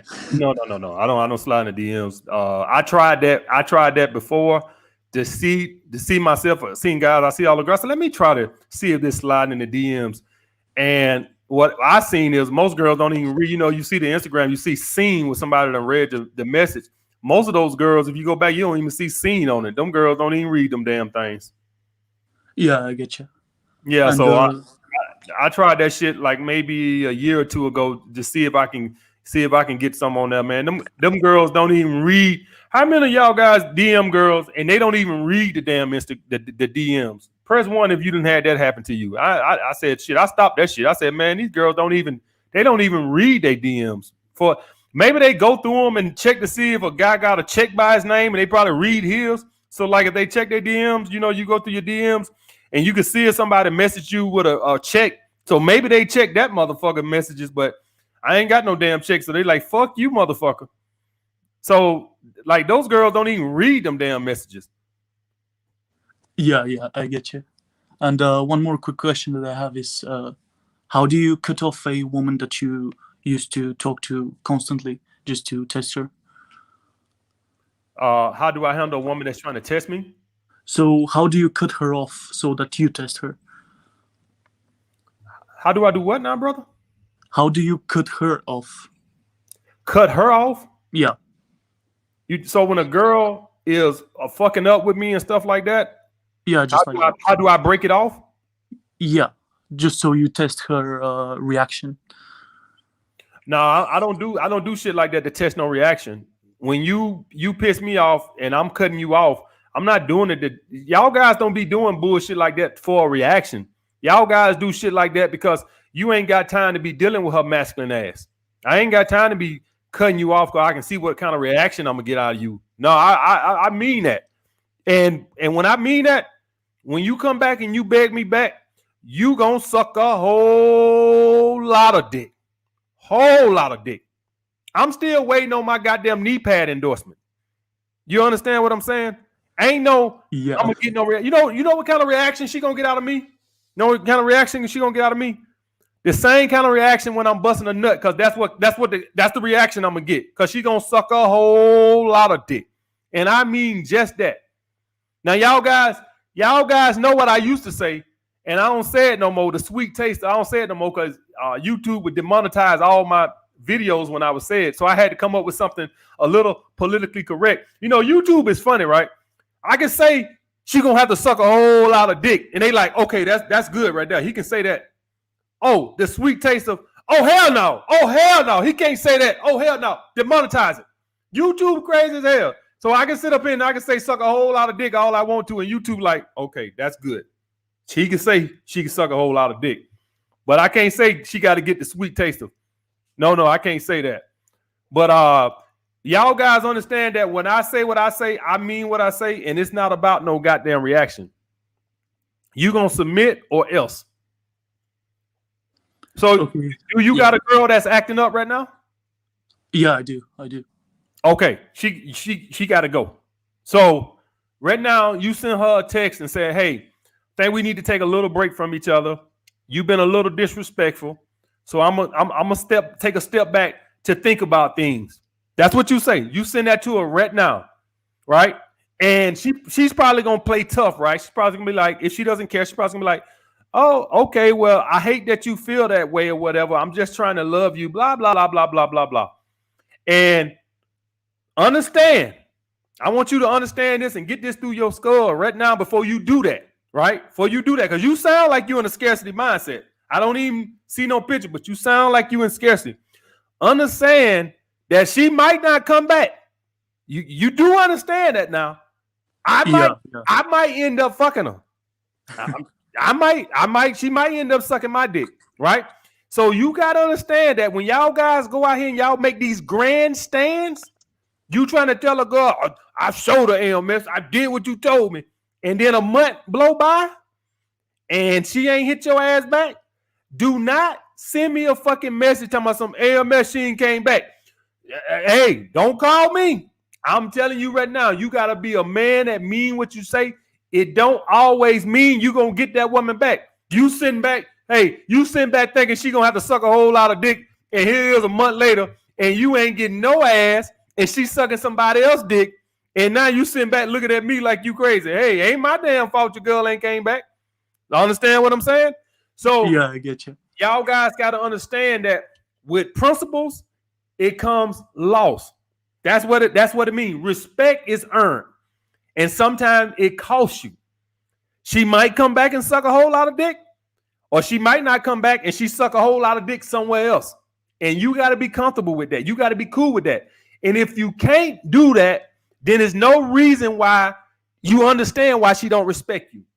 If you ain't got the balls to do that, then you know why she disrespecting you. Because she whenever y'all guys see a woman acting like that, she senses scarcity. She can sense it. She can smell it. Right? You acting weak. She been a little disrespectful. She showed up late a couple of times. And you said nothing about it. You in scarcity, right?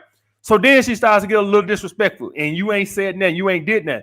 Now, the thing with women, guys, y'all guys got to understand, they do not respect a whole lot of fucking talking. All these talking, all that don't mean nothing to a woman. You got to show a woman. Now, back in the day, our granddaddies, they would put their hands on women because they ain't know how to handle them. You guys know what to do. You don't hit no woman. You don't threaten her. You don't jump in her face. None of that shit. You end it. I wish I would have told the old school cats who used to hit women, hey, this how you handle them motherfuckers. You lead them motherfuckers. And she gonna come back, daddy. No, but you gonna daddy this dick. You gonna suck this dick today. All motherfucking weekend. 7 times on Friday, 8 times on Saturday, and 10 times on Sunday. You gonna have sores in your mouth by Monday from sucking my dick. You ain't gonna even be able to talk. And I mean every goddamn bit. That's how you handle women, brother. She don't respect you. What you gonna do about it? You gonna earn your respect or not? Yeah, I get you. Thank you so much, man. Really appreciate it. Right now and tell her, baby, I love you. You ain't. Whoo! Press 1. Press 1 if you believe this guy finna call this girl and put his foot down. He ain't finna do shit. He finna buy some roses. Man, come on. Listen, I've been doing this shit long enough. You ain't finna shit the shitter, man. You finna call this girl to my baby, I love you, baby. I'm sorry that I started that argument with you on Saturday. You ain't finna do that. I can hear the scarcity in your voice. Look at that. You don't know what to say because I call you out. All right, bro. Go on, man. I gotta go, bro.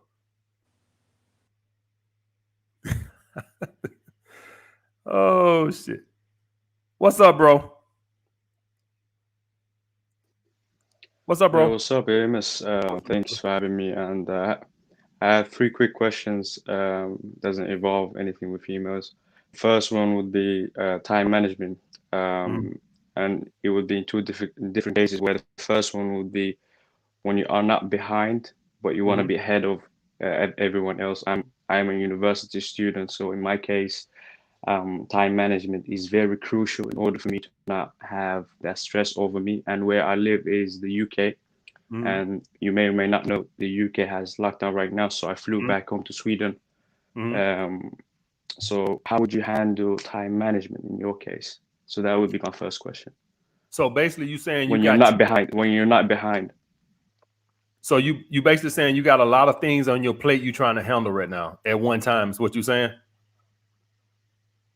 Yes, but I'm not really behind. So the first case would be when I'm not behind. How would I how would I do the time management where I can do things?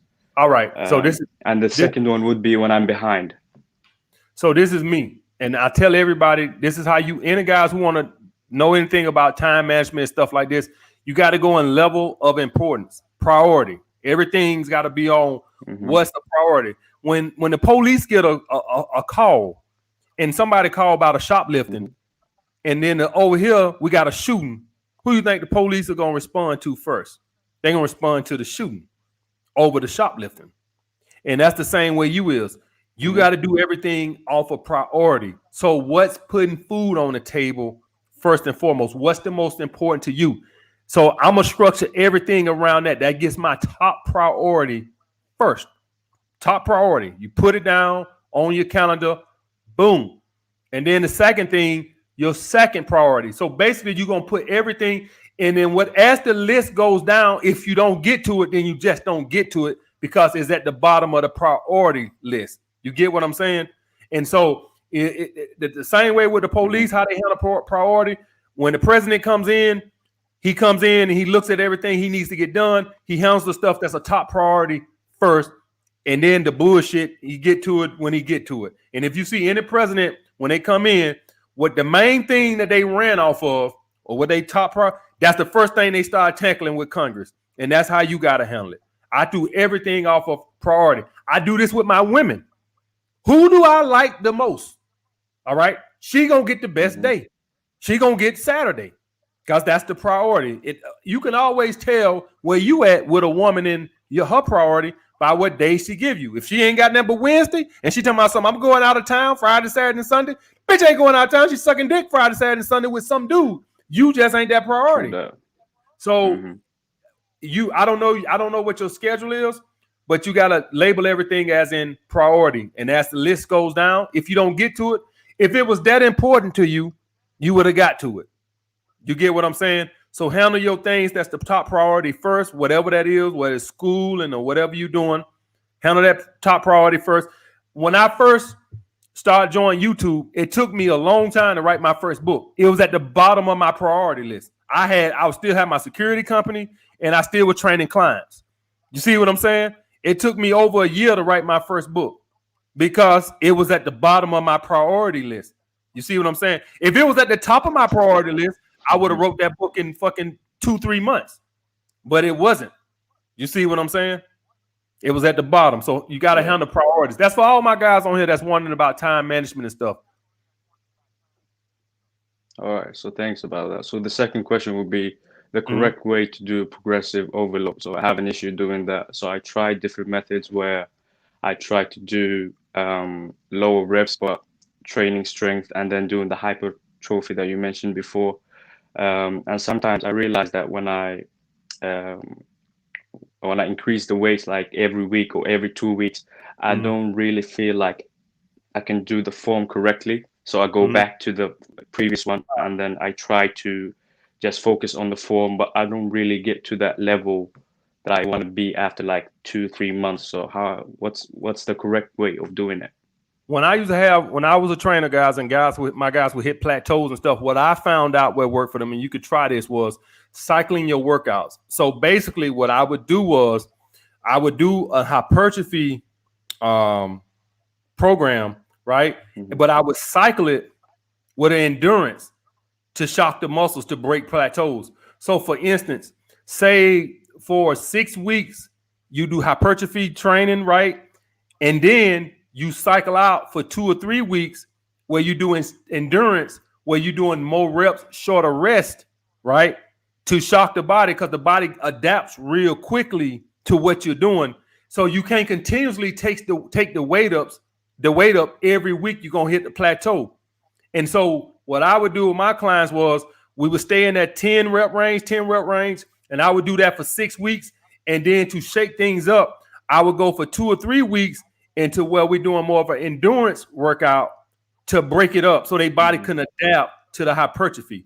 So try that. So like 6 weeks hypertrophy, 2-3 weeks. Let's just say for you 2 weeks endurance, which is going to be high reps, not crazy, not 50, like 15 to 20 reps, right? Preferably around that 15 range, and shorter rest and supersets. So it's going to be based more around endurance more so than hypertrophy. And then go back to hypertrophy. So try that 6 weeks on, 2 weeks off, 6 weeks hypertrophy, 2 weeks endurance. And that'll break the monotony up a little bit so your body can adapt. Same thing, go for cardio. When you do whatever you do cardio, you got to shake it up a little bit. If you do whatever you do, your body going to try to adapt to it real quick. So whatever you do, you got to do like a cycle on, cycle off, and do something else. And it ain't got, when I say something else, that don't mean 6 weeks on, 6 weeks off. All it takes is 2 weeks just to get your body out of that routine. All right. So and the last one would be the sleep schedule. So I will give it a try. I haven't tried that one. That was a new one. So I appreciate it. So the last one will be regarding going back to the workflow. I get a crazy workflow that messes up my sleeping schedule. So let's say I start working after school, let's say like sometime at 5 p.m. or something like that, and I'll go on until 5 a.m. in the morning because I have such a crazy workflow. And if I go back to sleep and I wake up in the morning, I just lose it. I don't have that workflow where I can be productive. So how can I break that, or how can I keep that flow the next day when I wake up in the morning? So you saying that you're not able to sleep the whole night, or you're not getting the whole 6 to 8 hours? That's that what you're saying? Yeah, basically. Or sometimes I sleep 5 a.m. in the morning. Sometimes I sleep 1 a.m. in the morning, depending on the workflow, because I want to get things done. As you said, when I have something listed this day, I want to get it done this day. And sometimes it takes longer. Sometimes I get it done quickly. So it messes up with the sleeping schedule, and obviously affects my training, my health, my stress levels, and that. So how can I fix that? What I just said. What's the first thing I told you?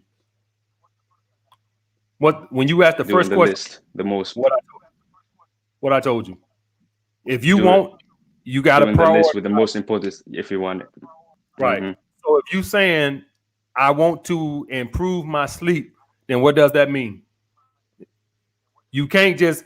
That would be the first one to do. You got to make sure that you saying, okay, whatever time it is, this is what time I'm gonna knock off. So I got to get my 6 to 8 hours sleep. You got to. If it means that much to you, and that's what you sound like you're saying to me, you got to prioritize it in there. By this time, I'm in the bed. That's what you got to do. If it means that much to you, if you're saying sleep is affecting my performance, then what we got to do? We got to make it a priority then.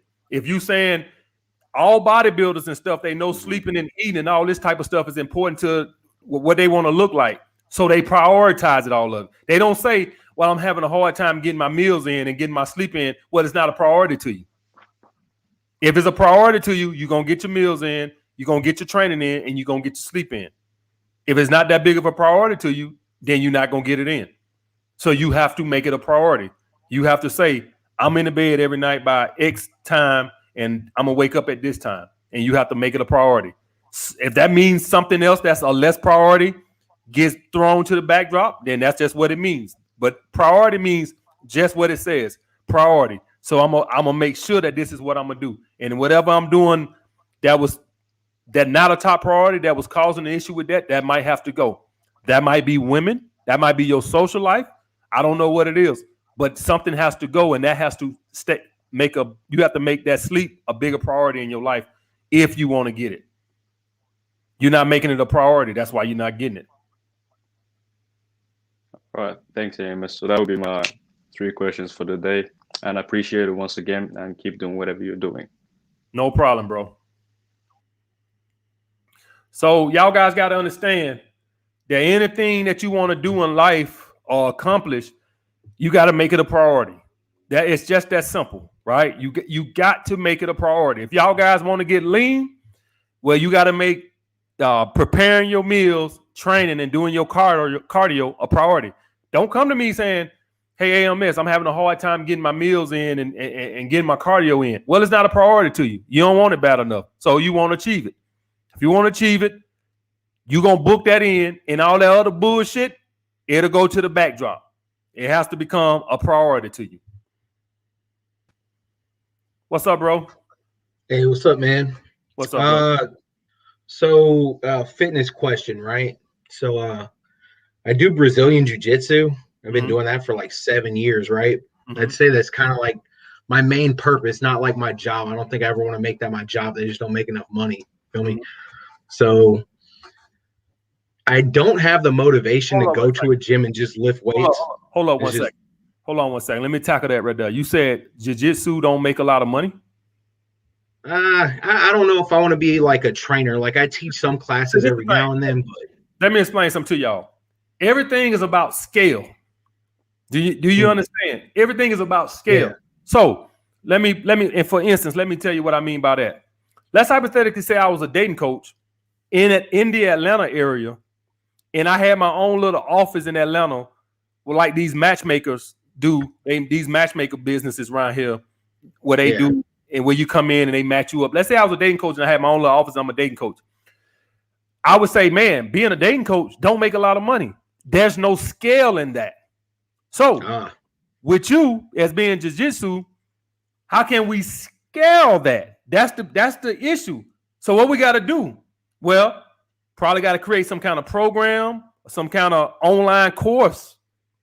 You see what I'm saying? That I'm going to sell for $99.99 or $59.99. And then I'm going to build my YouTube channel, you know, giving away some basics and stuff like that, or my social media presence. And see, now I'm around the world. So now I got scale. When you're trying to train somebody one-on-one or train a class, you're right. It's not going to make a lot of money. All this is about scale. You see what I'm saying? So all my guys out there that's like, oh, well, this don't make a lot of money. No, you're not going to make a lot of money if you're going to try to teach this person one-on-one or this, that. No. Create a course or a program.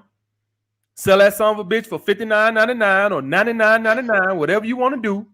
Now you got to create a platform. Call yourself Marcus the Jiu-Jitsu guy. I don't give a fuck what you call that shit, right? and then you make YouTube videos, right? And it ain't got to be all based around jiu-jitsu. It could be you vlogging, throw it in with, like you see most fitness guys, what they do. They vlog their life. They throw 2 minutes of fitness in the motherfucker, and then they vlog in their life. So you can be Marcus the Jiu-Jitsu guy, right? Do some karate and type stuff. And you got this program, self-defense program, of course, that you selling for $49.99 or $99. Just depends on how much work you put into it. Maybe you got different levels. This advanced is $99.99. The medium, the immediate program is $79.99. Then the beginner is fucking $49.99. But it's all about scale. Okay, so that's why I wanted to put that out there. Keep going. But that would be hard to take me away from my like current 9 to 5. I mean, I've been making 6 figures for like 3-4 years, and I'm like pretty high in my company. It would be a lot to kind of peel me away from that. That's just why I've never like really focused on like a side hustle type thing like that. You know what I mean? Let me say this. All right. Who company? It's not my company, but I mean, I've been there for like 10 years. I'm like, yeah, it's not my company. There you go. But it's not your company. Right. Correct. It's not you making somebody else rich. Right. He writes you a $100,000 check and he send his ass back getting rich. Right. There you go. That's what I'm talking about. Yeah, pretty much. That's right. Keep making the man rich, Marcus. There you go. We right on course. And I'm not trying to talk down to you and that like that. I'm trying to get to your mindset. You see what I'm saying? Yeah. Get to your mindset. Yeah. I want you to understand that what I'm saying is it ain't about quitting your job today. It's about 3 years, 4 years, 5 years. I'm gonna build my own shit. No, you keep working your job. When I started YouTube, I didn't cut my clients off the hell. Fuck no.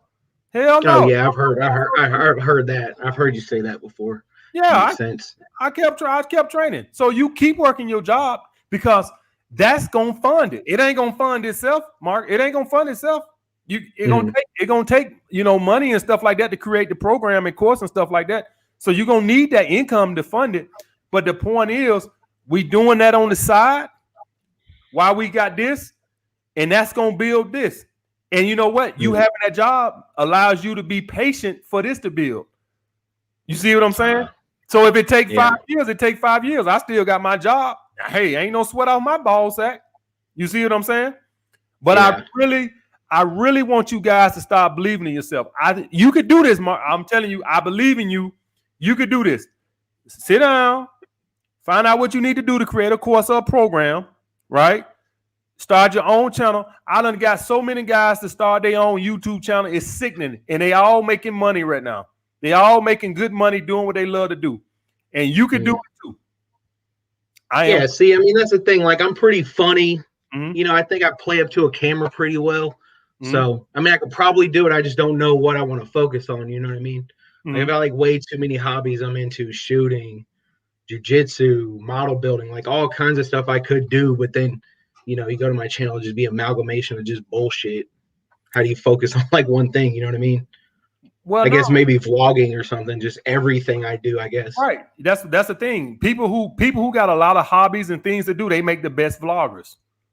The people who don't last long on YouTube are the ones that don't have a lot of content, and they run out of content quick because they don't have a lot to do. Yeah, they just focus on one thing. Right.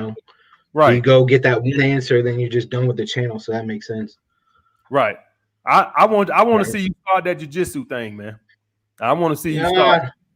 I'll mess around with it. I have to get some people at my gym, but I was saying like, so if I just go to like retro fitness or whatever bullshit gym, right? I just go by myself. I got a list of workouts to do. I just don't have the motivation to do it. Do you think it would be worth me getting a personal trainer? Like someone that's going to give me a list of shit to do and just make me do it? Because, I mean, with jiu-jitsu, it's different because it's more interactive. You're there, the coach is teaching something, then you like spar at the end. Right. So it's like, okay, everyone else expecting me to be there, that's the motivation for me to show up. Right. But if I'm just like, oh, I got to go fucking do some squats today, I don't want to do that bullshit. So I just don't go. You know what I mean? Right. Well, what I found out for motivation, brother, is competition with yourself. And so like if I just go in the gym and I'm not measuring my progress, I'm just working out, that will kill your motivation to go. But when you're trying when you're trying to measure something, whether it's more reps, more endurance, or I need to lose 2 pounds by each week. When you got a goal you trying to meet each week or each time you go in there or something, if you don't got a program and you just going in the gym and you just randomly doing any damn thing and you got no measurable, things that you're focusing on, it will become pretty mundane and boring pretty fast. This is why when I had my clients, to keep them motivated, I would write down their reps, their weight, and stuff like that. Because when we got a goal, let's hypothetically say you did 225 on the bench for 10 reps, right? Yeah. Next week you ready for that 11 reps. Oh man, you done ate the whole weekend. I'm gonna get that 11. And because you got a measurable goal that you're trying to attain, opposed to just going in there freewheeling, freestyling, and you ain't, you know what I'm saying? You just lifting. That's the issue I had for like 3 months. Like I had a knee surgery, and then I got a knee surgery. He's like, yeah, don't go back to jujitsu for like 6 months. So I was going to the gym just lifting, and I'm like, this is boring as shit. So I just ended up doing like once a week until I got cleared to go back into grappling, judo, and stuff like that. So, right. But yeah, it's probably a good idea. You got time for another question? Yeah, go ahead. Go ahead. Okay, so the whole like beta male provider bait, right? Like I have my own house. I drive a Mercedes, right? How do you not use that as your focus to pick up women? You know what I mean? Right. Well, like I'm on dating apps and shit like that, but it's like on those, most of my pictures I'm wearing like nice shit. You know what I mean? Girls are like, oh, let's go out to this bar or let's go out to this restaurant, blah, blah, blah. I'm like, nah, let's just go to a bar. Let's hang out. I mean, I take it from you, right? I don't, that 3-date shit, after the 3rd date, if I'm not getting any signs, I'm not doing anything. And it's worked out a couple of times where the chick just comes over on the 4th date. She's like, oh, come over to my place, right? Right. But it's just like, it seems like almost every interaction I have, especially that 1st date, they're like gauging how much they can get out of me. You know what I mean? Right. Well, that's because a lot of times that's you leading with your wallet. Sometimes you do it subconsciously without even talking about it or nothing like that. So what I've learned to do is back in my day, earlier day, and I tell guys, use the hypergamy against them, but you can't lead with it because it seems like that's what you're offering. You see what I'm saying? Now, this is balance. This don't mean you show up like a fucking hobo on your 1st date. But it also means that I'm probably not going to wear my Rolex on a 1st date either. You see what I'm saying? And so, you see what I'm saying? So the thing is, I don't want to go overboard and I don't want to come like a hobo either. What I found that works a good balance for me as far as not leading with my wallet is a pair of jeans and a polo shirt, whether it's the long sleeve button-up shirt or the polo, if it's the summertime or something like that, collar shirt, short sleeve shirt, right? The cotton mesh, right? To where it's good enough, but it's not like I'm not wearing designer. You see what I'm saying? What I found out when you lead with the money or is trying to show yourself, it's actually an attraction killer. That's what it actually kills attraction when you try to. You look like a try-hard, right? Yeah, like a try-hard. That's like honestly, that's like my main focus when I'm going out. I'm like, okay, I don't want to look like a try-hard, but then I don't want to look like a bum. And there's like a soft balance in between. It seems like, I pull up in a Mercedes, girl's like, oh, I'm gonna get this motherfucker. Like, no, you're not. It's not gonna happen. But then it kind of like flames out. That's like this one chick, right? How do you pull a chick in your friend circle? Not like your main friend, but like she's in your friend circle. Like the problem I have is like my main group of friends, right? They're not on this like, dick hose down type shit, right? They're all like, oh, I'm looking for a girlfriend, I'm looking for a wife, I want to have kids, all this shit. I don't. I talk to them about it. I'm like, I'm not settling down ever, right? So I'm thinking, and it's happened like 3 times where there's been another girl like in the friend group and I ended up fucking her, right? Because like she was just down. It was like some weekend. She's like, oh yeah, come over, hang out, blah, blah, blah, just us, right? I'm like, all right, cool.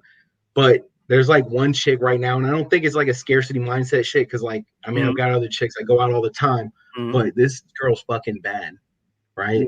Right. And I mean, I've seen her on other dating apps, and I just get like no replies from her, right?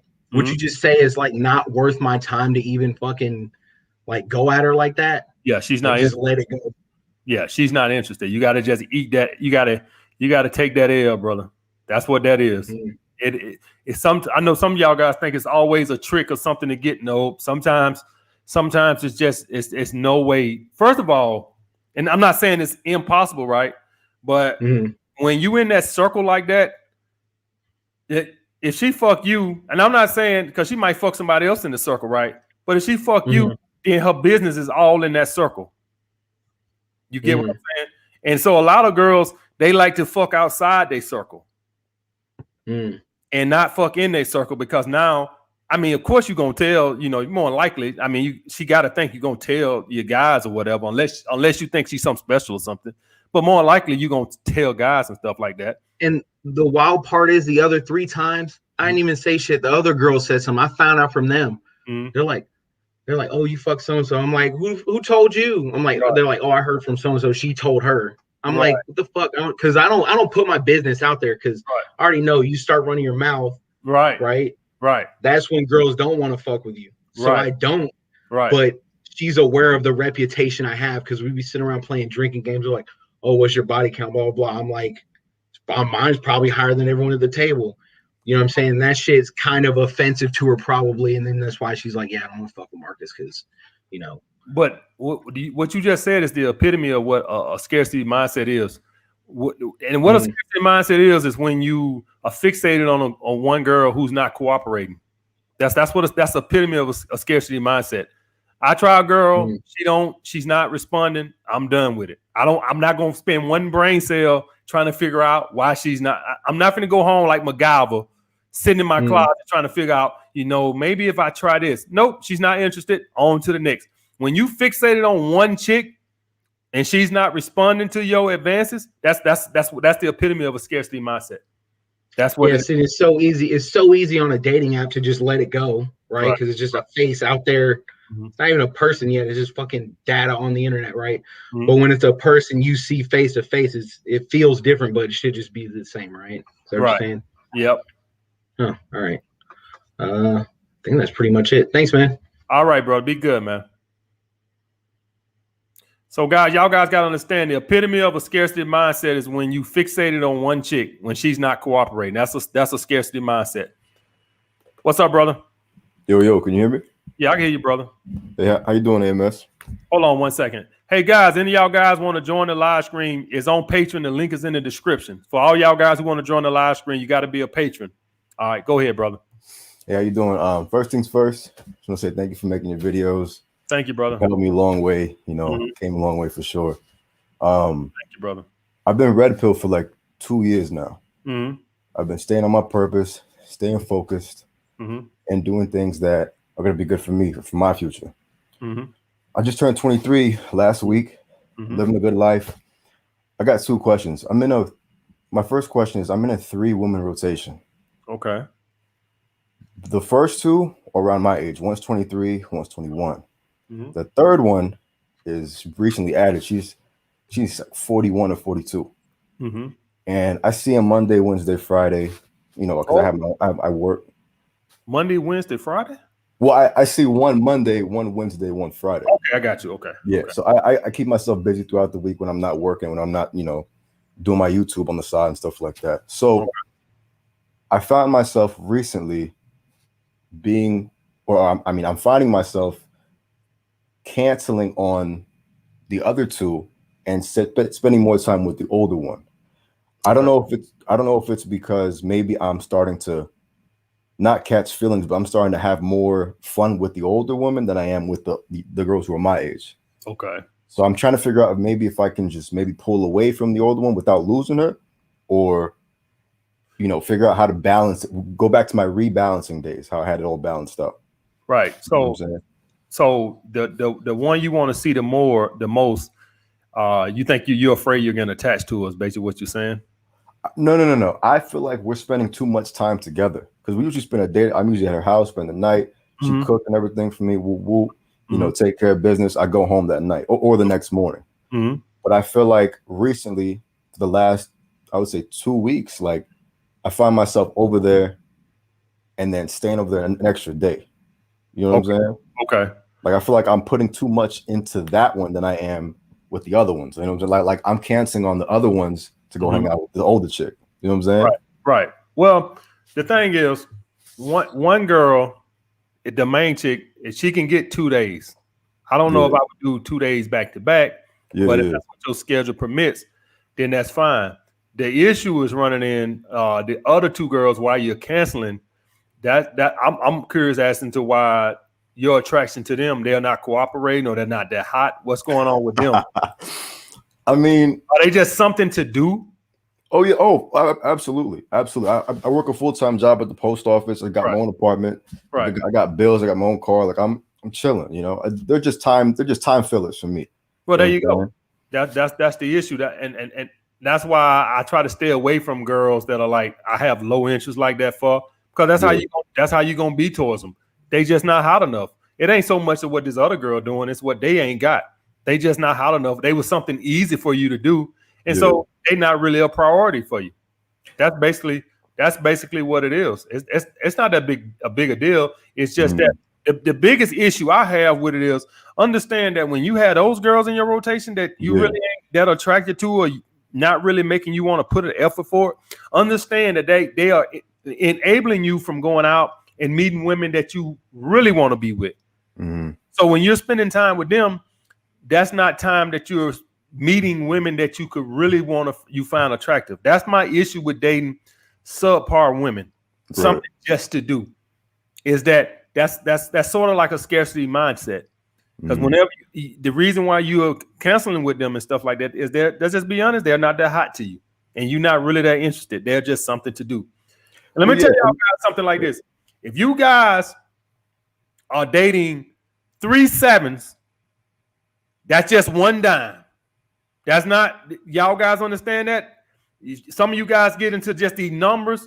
We want quality over quantity. You'll be better off with just a one girl you really like, and then say that other time to meet girls that you really want. Don't just settle and say, well, I got a 4-girl rotation. You got a bunch of nickels in your goddamn pocket. A whole bunch of nickels. Yeah. You ain't got no goddamn dollar bills in your pocket, nothing but a bunch of goddamn nickels. So what do you really got? You know, you that guy who got all these ones and you ain't got now $100 bill in that motherfucker. Right. You see what I'm saying? So get a real rotation, brother. For sure, definitely. The last question I have for you is, you know, like I mentioned before, I work full time at the post office, got my own apartment, got my own house, stay in the gym. Now the gym's reopened back where I'm at in Cali. And you know, I'm doing my thing, but when it comes to YouTube, I've just started to make it into a hobby for myself. Right. So I'm still new, been in for about a month now. So I'm trying to figure out and learn some new tips and tricks as to how to keep my audience going, because it started off pretty good so far. You know what I'm saying? Right. So basically, you haven't evolved enough. That's what that is. You haven't evolved your content. So if you go back and you watch my first videos, right? If you go back and you watch my first videos, you see that I was a lot. So I didn't evolve like 3-4 times since I've been on YouTube. If you go back and you watch my first videos, I was straight hardcore, more harder. Yeah. And then I started getting more into purpose. I started making a lot more purpose videos and stuff like that. Then I started getting more into life coaching videos where I started talking about how to make friends, how to improve your social skills, all that type of stuff. So I didn't evolve so many times on here that it's kind of ridiculous. If you go back and you listen to my first videos, I was like, we're gonna get that money and we're gonna fuck these hoes to sleep. Right. And then I started realizing guys was getting money and they still had insecurities. So then I started tackling guys' insecurities because I realized that some of these guys' insecurities went deeper than just the physical and their financial aspect. They got deep insecurities inside their head. And so you started hearing me talk a lot about how to overcome your insecurities and accept your flaws. If you listen to a lot of my content over the last 6 to 8 months, I really started tackling insecurities. You see what I'm saying? Instead of just the self-improvement, because I've seen some guys had some serious issues as far as insecurities goes. I talked to so many guys who like, you know, AMS, I make 6 figures a year. I got a 6-pack, but I just still don't feel good about myself. You see what I'm saying? You got to evolve your content so what do you do? So like I said, I just started a month ago, but I started doing oh, come on, man. I gotta go now. This motherfucker said he just started a month ago. No, I do topic videos. Oh man, you come on. Like self-improvement. Shit, you talking about you started YouTube a month ago, man? No, Man, come on, man. You come on. You don't got to evolve after a month, man. Come on, man. No, but I'm only saying that because like I started talking about like topic videos. Like I have a friend. I have a YouTube called 2 Types of Friendships. Right. And I compare friendships between the friendships that you need, the friendships that you don't. Mm-hmm. I also talk about just recently made a video talking about self-improvements and the ways you can self-improve in 2021. You know what I'm saying? Okay. And like I said, for the first time being a YouTuber, my audience has definitely like I got something going on. You know what I'm saying? I got a couple hundred views on each video, so it's not bad. Okay. What I'm saying is, there's days where when I have my free time and I'm making up content and stuff, there's days where I'm like, damn, like I don't want to be always talking about this in front of the camera. Like I want to be versatile when it comes to YouTube. You know what I'm saying? Right. Be able to incorporate different type of things into my content. Right. So you basically saying you had a fast out the gate and then you seen a slowing down period? Very slightly, yeah, very slightly. Because I look into my analytics and I've seen like I look into the time watch and stuff like that, and you know, the rare viewers or whatever it's called. I just look into all that stuff as well. Mm-hmm. But yeah, that's really it. So is your content really repetitive? Like the little content that you got, does it seem really repetitive? Like let me explain like this. Let's just hypothetically say every video I made, let's just say pretty much every video I made, it was all about self-improvement. Right. I'll fall off too.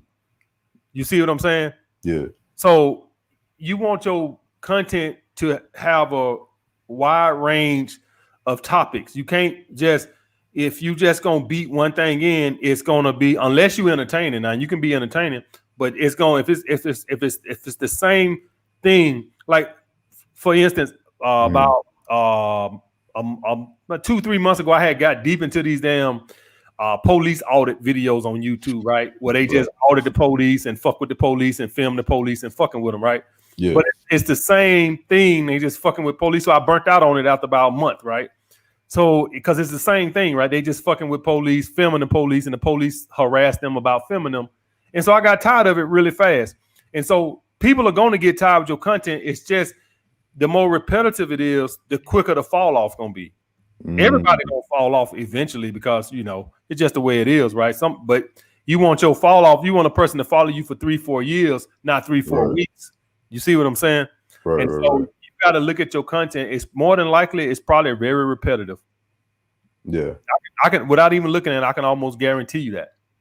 And the thing is, people are going to fall off, right? Nobody's going to follow your content forever and a day, right? Everybody's going to fall off. But if it's a good channel, it'll take me a couple of years to get tired of it, not a couple of weeks. You see what I'm saying? I followed Chris Jones for years. Chris Jones, yeah. I followed him for years before I finally, you know, got tired of watching. But it was fucking like 6-7 years. You see what I'm saying? And that's how your content should be before somebody finally gets tired of it, not, you know, a couple of weeks. So look at your content and try to make sure that you're, you know, making enough different type of content and not the same shit all the time. Absolutely. I appreciate it, MS, for sure. All right, bro. No problem. All right.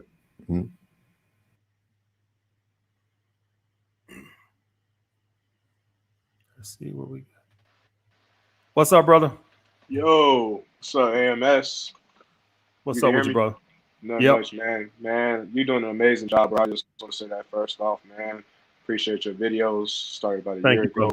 And man, you know, it's really been a life changer, bro. But yeah, I'm gonna go ahead and get into my questions, man. Keep it off here. Hey, I want to know something about. I'm dealing with a scenario. I want to know about your perception of dealing with girls with interest in a relationship with you, or have interest in you, but they're in a relationship with another guy.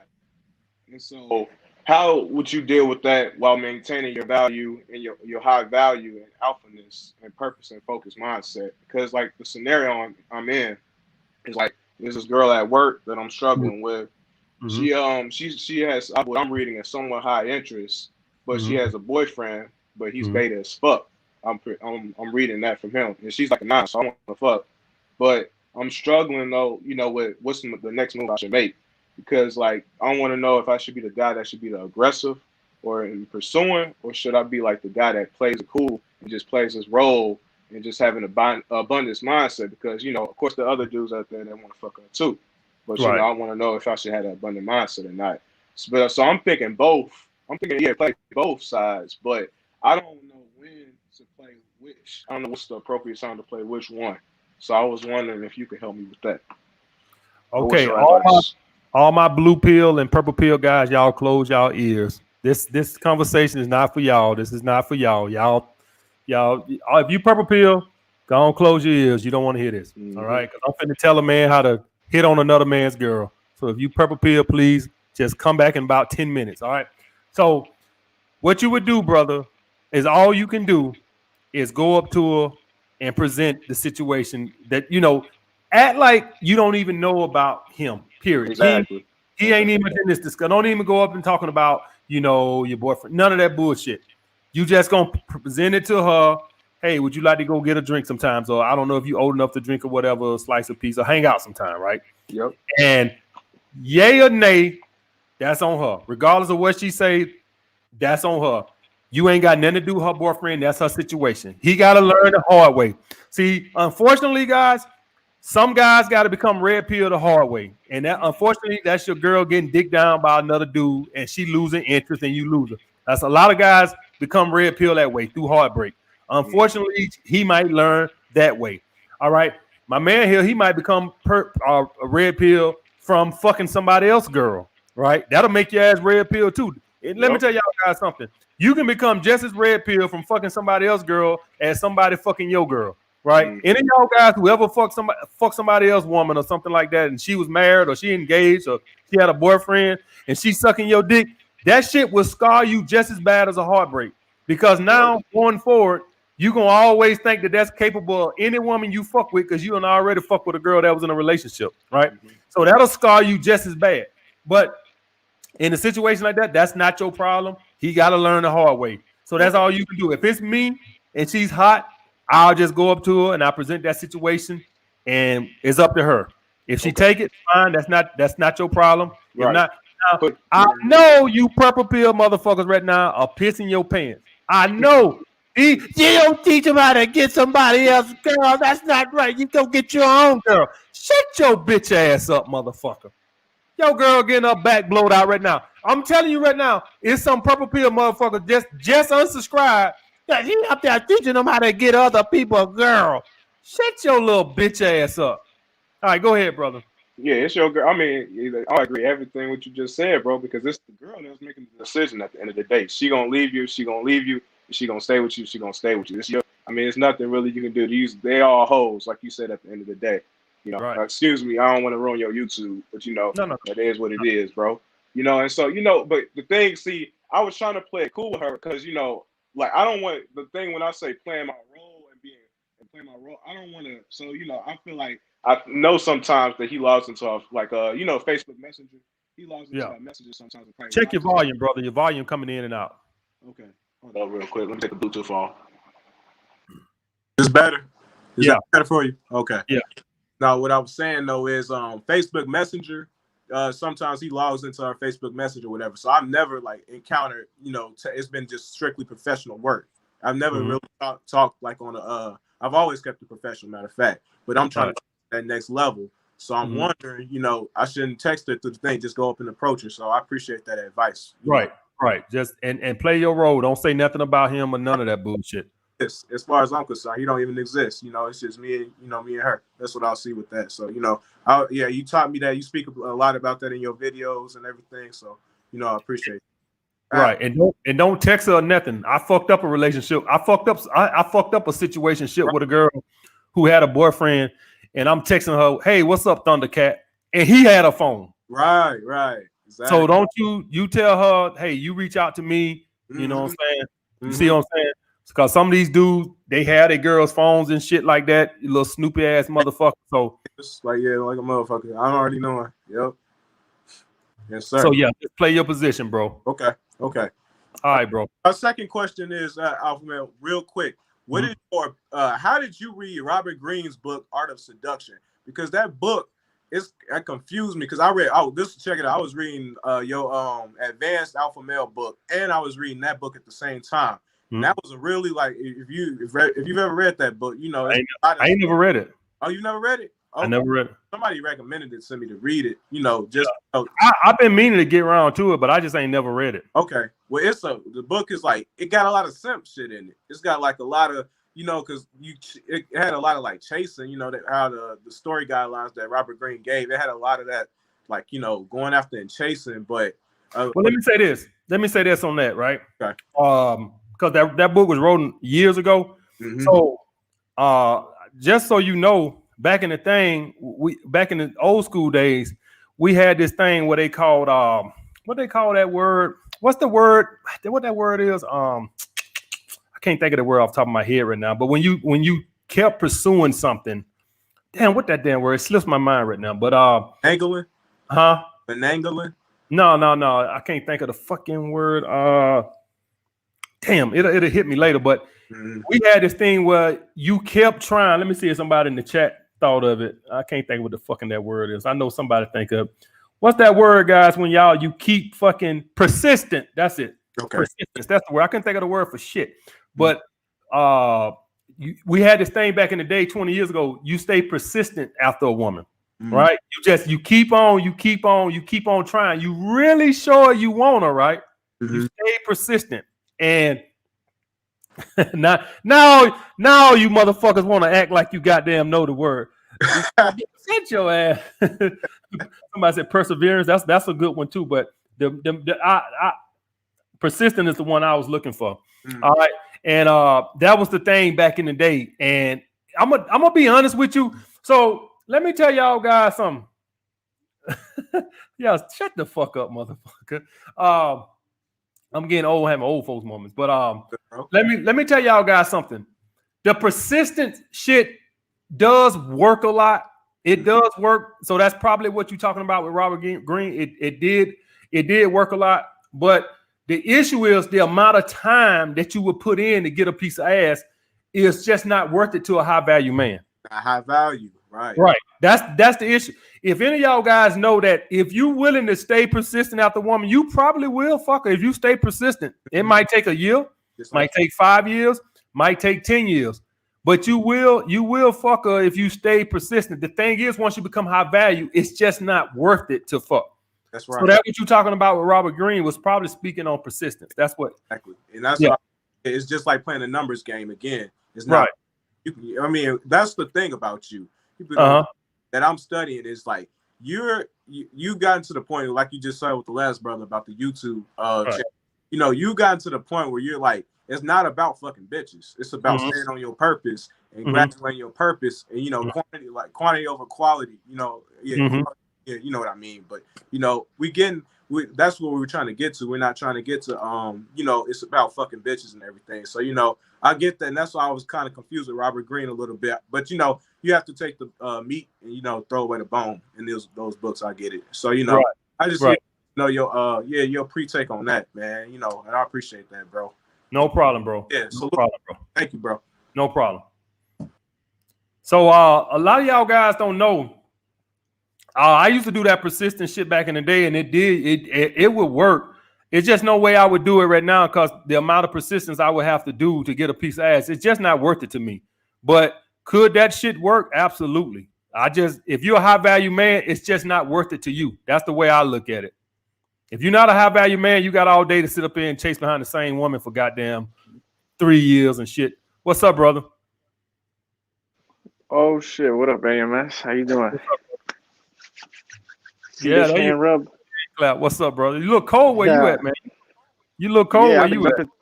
I've been jumping through hoops to get to talk to you, brother. Oh man, that's the only time I do that. But my question is, once this red pill starts to take off, when society starts to, understand it, what do you think the dynamic between like the women's gonna be like? I don't know if I should worry about that or not, but I'm just a thinker, So you think as gynocentrism, as the world becomes more gynocentric, you wondering what's gonna happen to the dating market and shit like that? Yeah. I'm gonna say this, brother.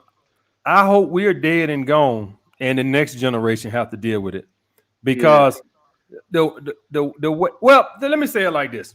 Let me say it like this. regardless of that or not, it's always going to be about who's at the top of the food chain, right? So if my mindset is it's going to get worse, what it's going to become is it's going to become more for the men at the top, and everybody else is going to be eating scraps. You see what I'm saying? So you are right. I've actually thought about that too, and I was just thinking, like, how would this go? Well, I just think you're going to probably have more women scaling for the guys at the top, which is what my man Kevin Samuels be over there telling these women and stuff like that. Shout out my man Kevin Samuels, right? And while the other brothers at the bottom can't get nothing. So what does that tell you? And this is what I go to talking about. Are you gonna bitch and complain about that, or are you what you gonna do about that? You see what I'm saying? And so my goal is, as being a high value man, is to keep myself at that top, and I let the motherfucking beta males worry about that. But yeah, that is definitely, you're gonna have more guys joining porn and OnlyFans and all this other shit, jacking off, doing I love all the semen retention boys who can't get no pussy and acting like they doing the shit voluntary. Motherfucker, you ain't nothing but a goddamn incel. Shout out to all my goddamn semen retention boys, semen retention boys acting like it's fucking voluntary. You can't get no pussy, motherfucker. Hey, you know these motherfuckers, you know, y'all motherfuckers think y'all slick. These incel motherfuckers done came up with a name to make them feel good about this self-imposed semen retention. It ain't called semen retention if it's not if it's involuntary, motherfucker. That's an incel. You motherfuckers think y'all motherfuckers clever, man.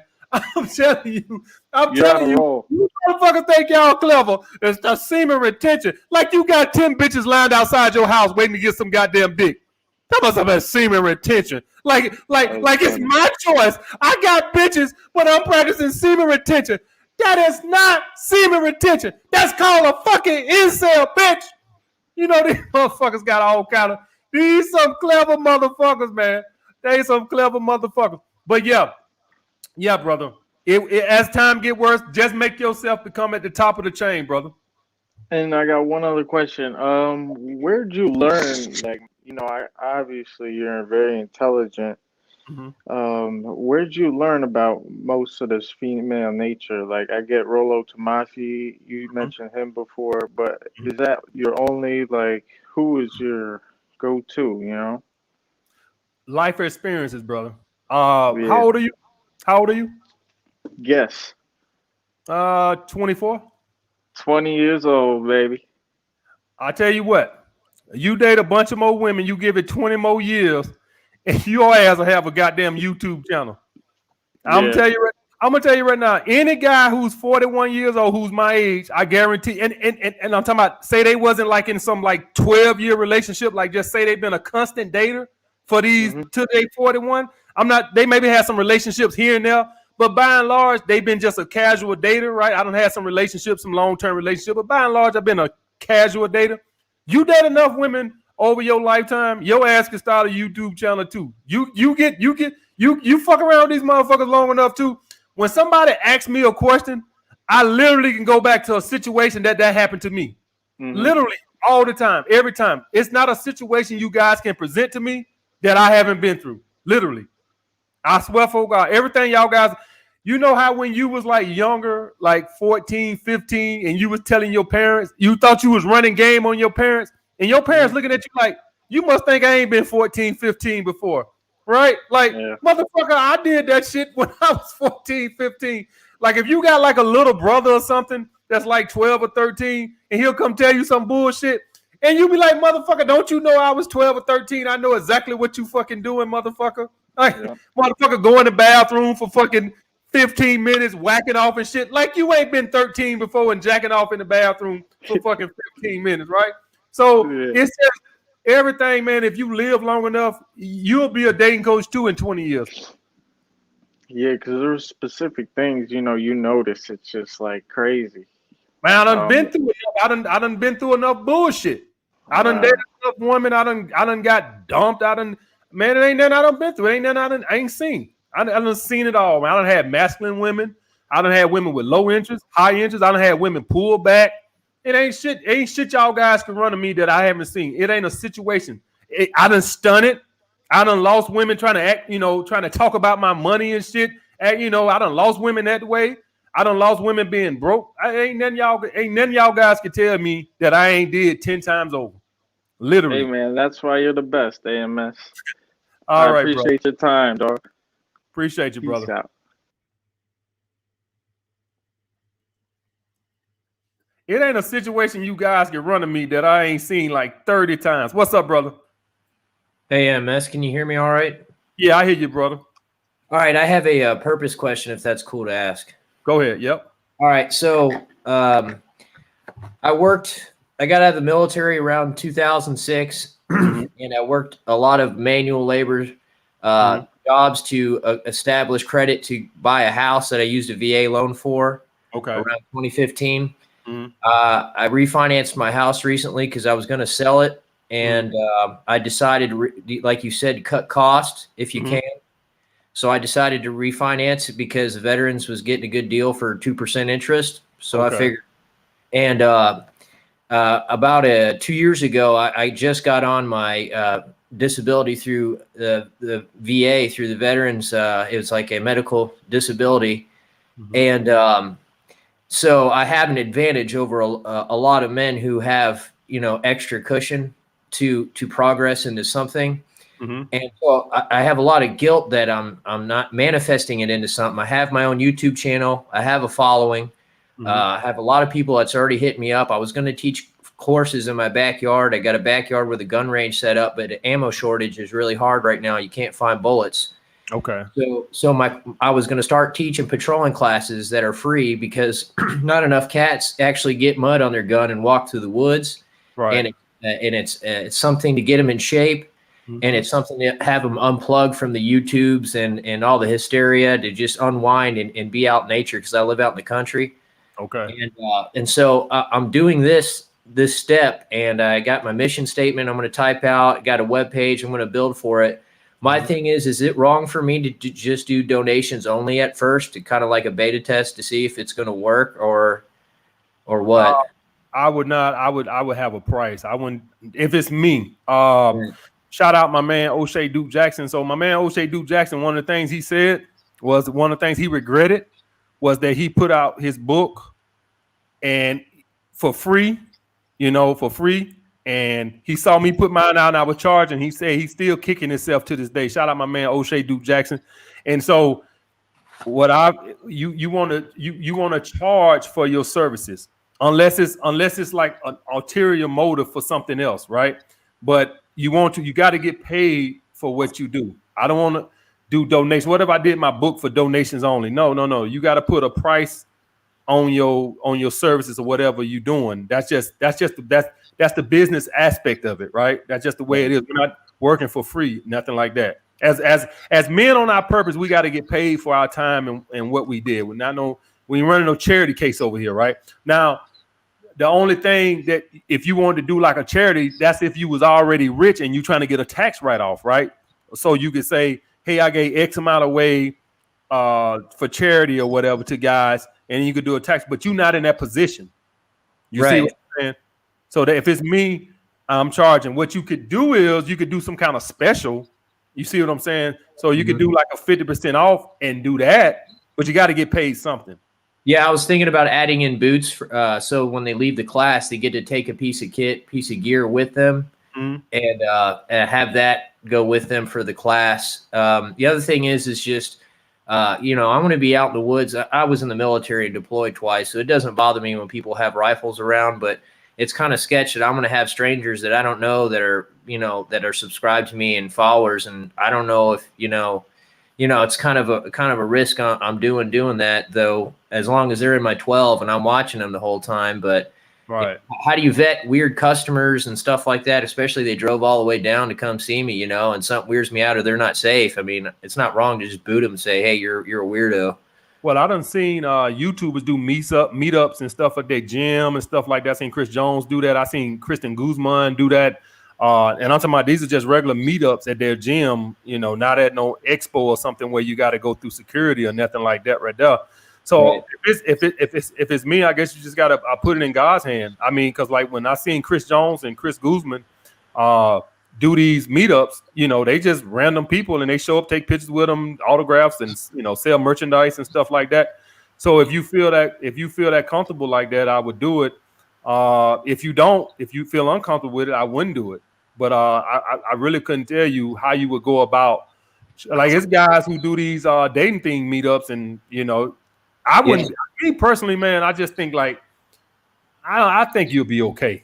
Right. You know, you're not John Lennon. I mean, you know, people not crazy obsessed with you like that. Right. They gonna do it, in my opinion. Right. Well, that's the thing. I have to worry about insurance too, in case somebody becomes a heat casualty, gets bit by a snake, or has a weird allergic reaction. So that's just more reason why you need to charge. That's right. Exactly. That's exactly more reason why you need to charge, because now you telling me you got overhead. See what I'm saying? And so now you're gonna go at a loss. So that's more reason why you need to charge. You and with this would being a test run, you at the bare minimum want to break even. You don't want to, if you can just say, okay, you know, because I understand sometimes you have to, when you're starting a business up, it's not all the way about turning a profit. You're trying to get, you know, the growth. Word of mouth. You're trying to get the word of mouth and positive rapport about it, so more will come. Right. So you want to, unless you just like got a lot of money, you still will want to try to at least break even. So you want to start gaining numbers in your bank account. Right. You're right. You want to get out the red, right? So if it's me, that's just more reason as into why I got to charge, because now I got overhead. What I've seen, man, is when people passionate about something, they don't mind paying if it's something that they like or passionate about. That's how I feel, man. That's how I feel. A lot of them I know are gun guys, and they want to just be a part of what I'm doing. And, you know, so I want to take advantage of that in a positive. So that way it helps growth for these men, because a lot of men ain't getting outside and actually walking, getting physical exercise. So I figured, you know, this would be something good for them.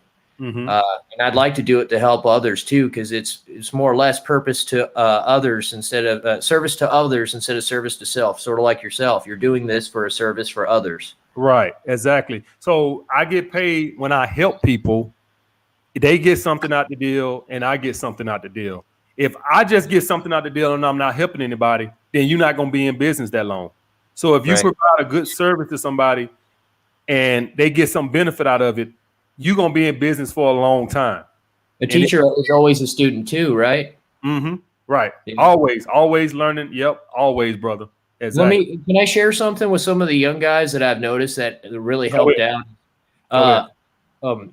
Guys, if you're able to get a decent credit score and save your money, pay for an apartment with a check for a year, so you have payment history of rental for renting somewhere to live. If you guys got financed for a house, you would be shocked at how much less it is to just make monthly payments on a house than an apartment. And all you have to do is hang on to it for 5 years. And I've already got people gnawing at the bit trying to move to my house. So the value it keeps going up on it. And honestly, if you don't know which way to go for an investment, owning a home, it's really possible when you're young. You just got to have a good score. Your debt to income's got to be good. You know, and payment history for an apartment for a year. Does that seem about right, AMS? That sound about right, brother. That sound about right. And y'all guys, that debt to credit ratio is going to be most people for a house. I mean, some people will approve you with 50%. They don't really give a fuck if you over and over your head. But I'm telling you guys, stay around that 30% range. That way you don't be house poor.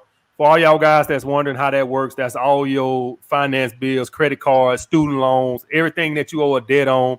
And it can't come up to over that percentage to your income. All right. And that's pre-tax. All right. It was hard work getting here, though. I had to work every day, 12-hour shifts at a factory for a year to get approved that I made enough money to get the house. So it wasn't like this happened overnight. I got the house when I was 30 years old, and it's possible. And it's an investment any man can use and flip over a couple of years. And all it's doing is building your credit score up, and it's giving you an opportunity where you could make a business out of that if you wanted. You could downgrade, get an apartment after you sell it, make a little bit. It's just all preference, I guess. Exactly. Good shit, man. Proud of you. All right. Hey, AMS, I appreciate what you're doing here, but all these guys calling in and they need to appreciate themselves, because even though your voice is sending a thought in their mind, their manifestation is what's causing the first go. Exactly, bro. Good shit. All right, be grateful. Bro, good. I take care, brother. Good. All right, that's a deep brother right there. All right, I'm gonna take a couple of more and then I gotta go, guys. What's up, brother? Yo, what's good, AMS? What's up with you? Yeah, I hear you, brother. Hey, bro, you're the reason why I do no fap. I'm just fucking with you. Hey, man, I've been grinding for the past 2 to 4 years. I've been listening to you ever since you blew up on YouTube since I was in high school. You can tell I'm a young lad. You know, I'm 21 now. I'm actually, man, I want to thank you because of you, man, I'm on my purpose. That's what I'm in physical therapy right now. Okay, and, good, brother. Yeah, I'm my first day in clinic, bro. So that's good. 8 hours on my grind, and I'm here busting my ass, trying to get on this call with you for the past 2 hours. So appreciate you, man. Oh, no problem, bro. Just want to let you know, thank you for the financial advice. I came here for the dating advice, but I stayed for the financial advice because that's what really put me on. I've had a couple flings here and there, but found out that it's like temporary. You know what I mean? But what keeps me going is the purpose. One thing I noticed though is it's harder for me to make friends now because of how I changed my perspective. It's like, man, a lot of people are like with that consumer mindset, and usually my guys switch up on me once they get a girl. Like they start just talking about their bullshit. I don't give a fuck about what you're doing with your girl. You know what I mean? Like I'm here to kick it with you, but then all of a sudden they get pussy whipped. And it's like, God damn, why am I hanging with these guys for? Like if they're not helping me build, my business, if they're not talking about investing like I do, like I always like, because of you, I have like over a year's worth of savings. All right, hold on. Let me comment on that right there before you go any further. So let me clear some up, guys, because I want to clear some up with you guys on that because I'm seeing this a lot. I would cut off toxic friends that are negative. I would cut off toxic friends that are trying to bring me down. I would not cut off good friends because they're getting pussy whipped. I would not cut off a friend. He's a good friend, but he's a beta, so I got to cut him off.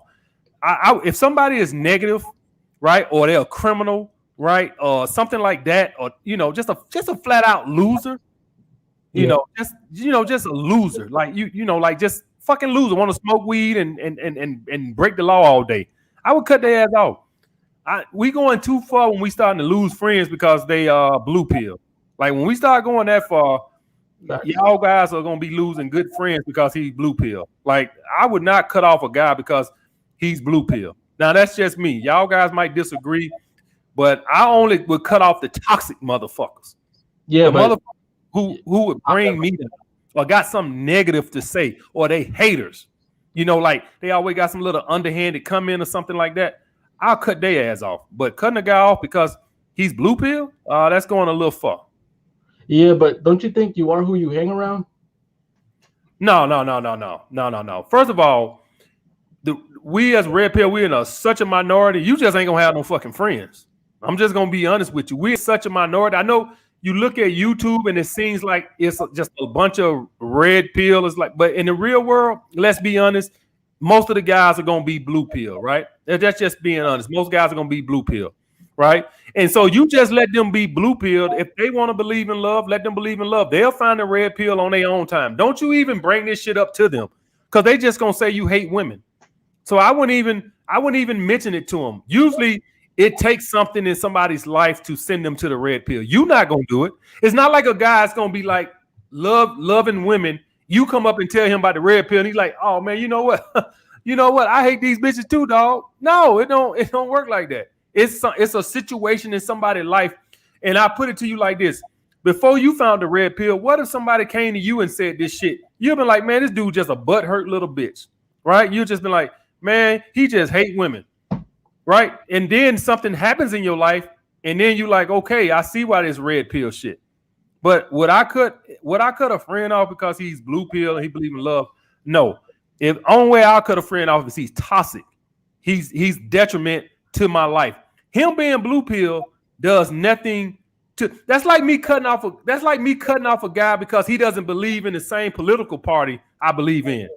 That's just crazy. We starting to cut people off because they got different beliefs. So you would cut your friend off because he's a Muslim and you're a Christian, or he believes in Buddha and you a Muslim. Like, I wouldn't cut a friend off for that. I'm only gonna cut a friend off because he's toxic, not because he don't believe in everything I believe in.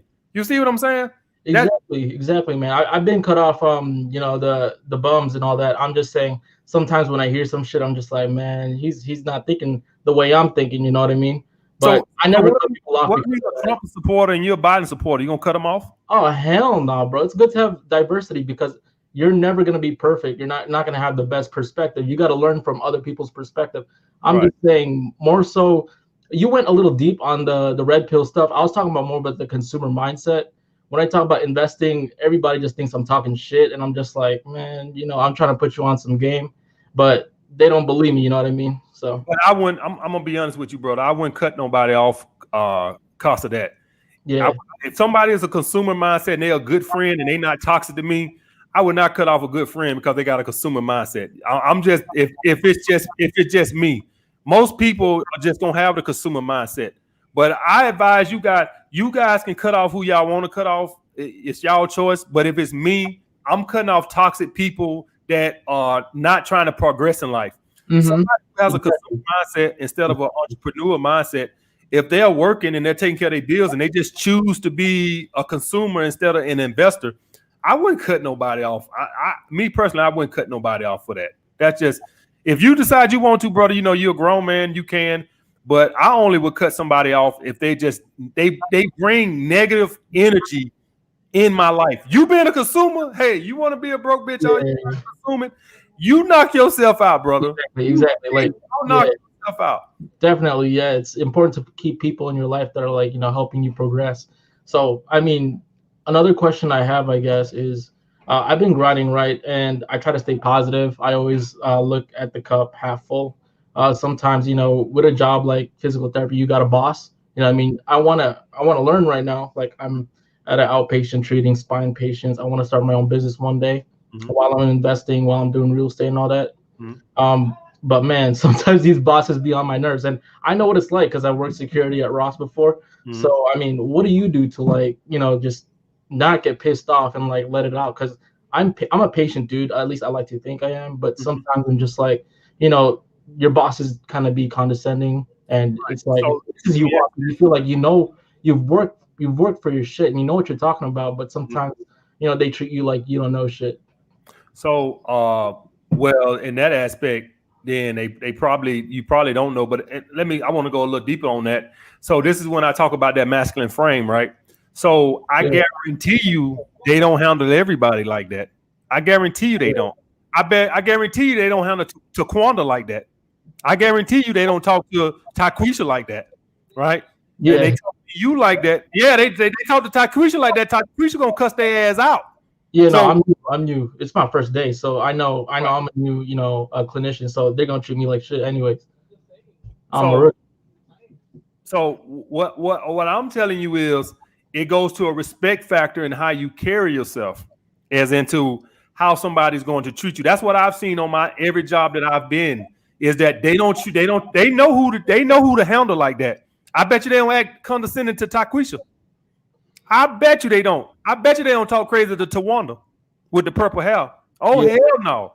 So the point, what I'm trying to tell you is, people know who they can handle and who they know they can't handle.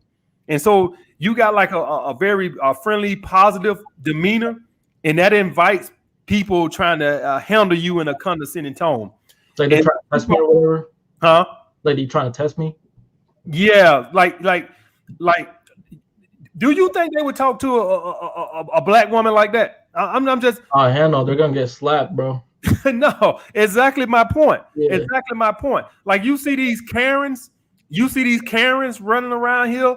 Yeah, they don't act like that with Taquisha. Yeah, no. Do you see these Karens? They walk around here. They'll act like that with a black man. They'll act like they're political. They don't talk to Wanda like that. Yeah. Nah, they know. So the point, what I'm trying to tell you is, you got to get your demeanor to a point to where people respect you, even your bosses, because they don't talk to everybody like that. So that's you got to get that respect factor with them. Don't play with them. Don't smile with them. They're not your friend. All right. Yeah, they'll be smiling with you one minute and talking crazy to you the next. Yeah, I mean, man, I'm young as fuck. Like, I've never had anything professional like this before, so it's my first time like handling I don't know, like real professionals. So I guess like I've always been that type of dude to just like crack a joke here and there, you know, treat them like my friends. But now that I'm, you know, starting to grow up, I'm like, man, some people are just not going to give you that respect if you treat them like a friend. You know what I mean? So I mean, it's something I just got to learn, and I'm gonna work on it. There you go, brother. There you go. They're not your friend. They're not my friend. I just got to keep that masculine frame like I do with these bitches. There you go. There you go. Y'all guys want that respect from your boss, your neighbor, your girl, that masculine frame. They are not going to talk to you like that to everybody. I promise you that. That's what my 41 years of living on this earth has taught me, is that people will treat you accordingly. And it's bullshit, bro, because, man, I mean, you talk to me, man, I'm a real ass motherfucker, bro.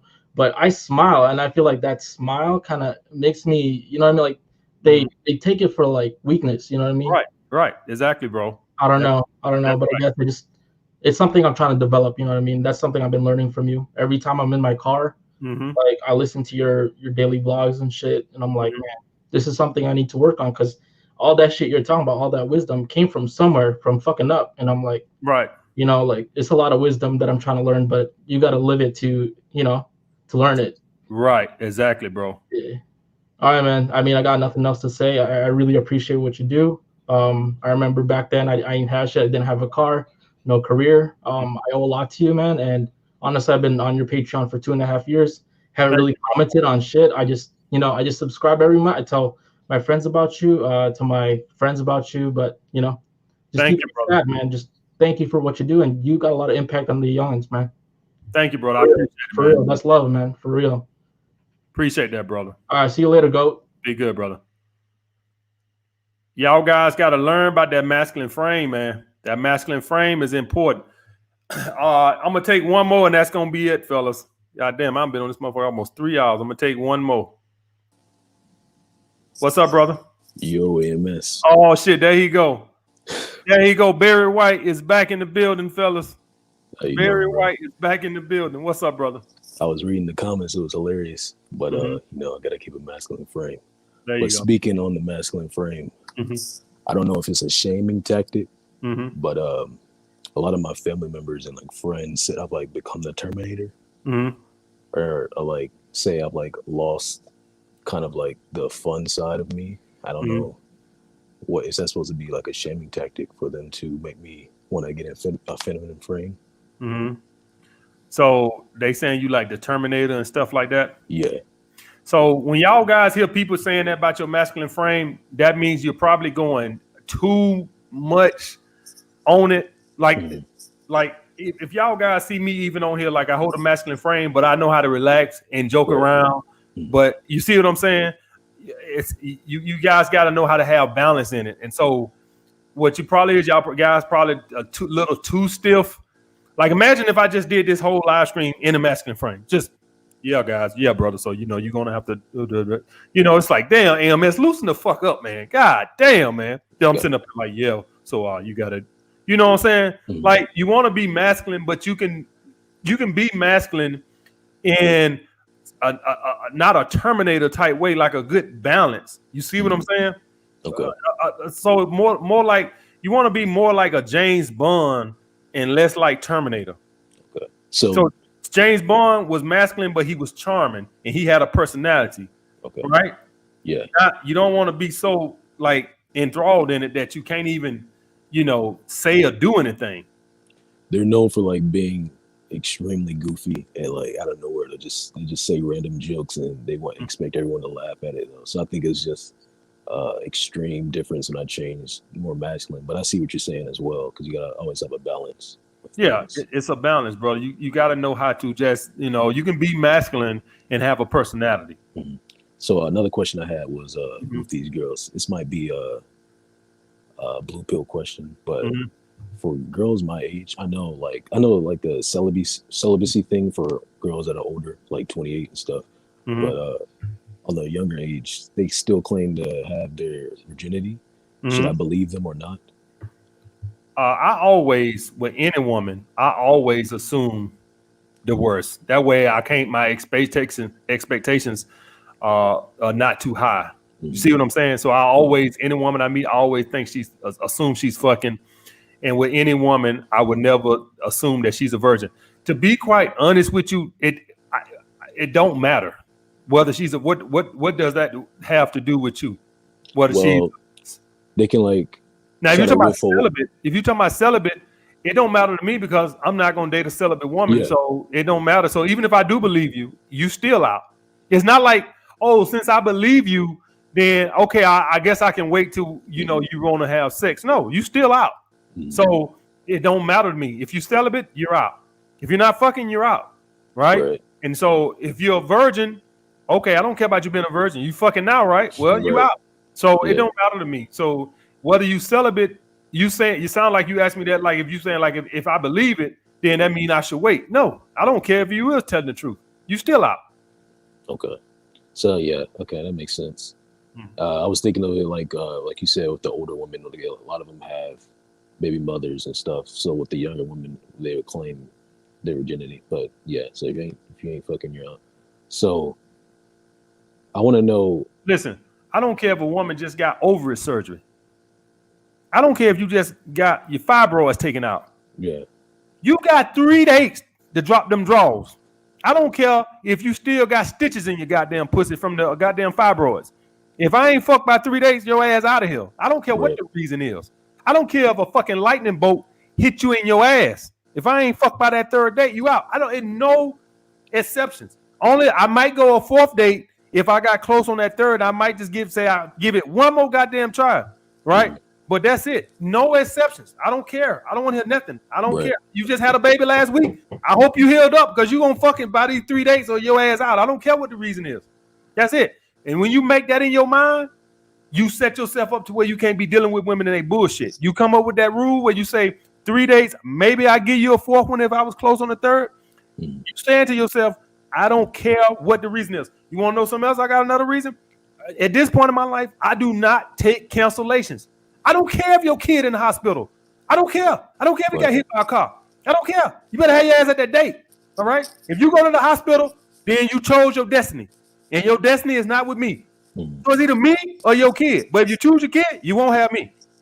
That's why you make sure you're a no cancellations. Be able to do that. And fucking by the 3rd. Well, see, when you come up with these reasons, with these things, you put yourself in a position where you don't deal with women, they bullshit. When a woman cancels, I don't got time to turn to the detective to see what the pitch in her voice is, to see if she's telling me the truth.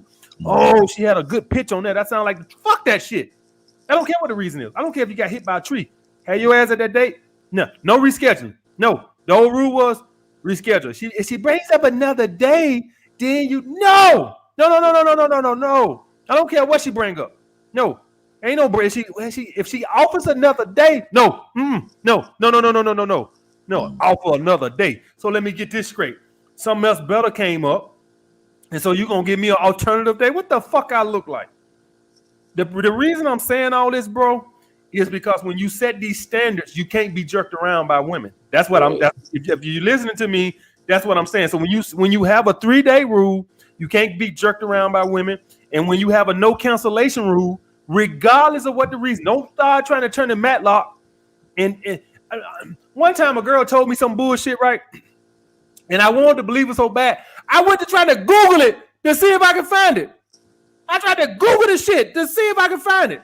The bitch said she had an accident. I was Googling it to see the next day to see if she was telling the truth, trying to find an accident. This is what I'm talking about. And see, when you do bullshit like that, you allow yourself to be jerked around. No cancellations, no reschedules, and fucking by the 3rd date. Right. No exceptions. Okay. Yeah, I'll take that into advice. So I finally got a purpose question for you. Okay, I didn't have one last time. So I'm an early college student right now. So I'm taking associates, about to get an associates for mechanical engineering.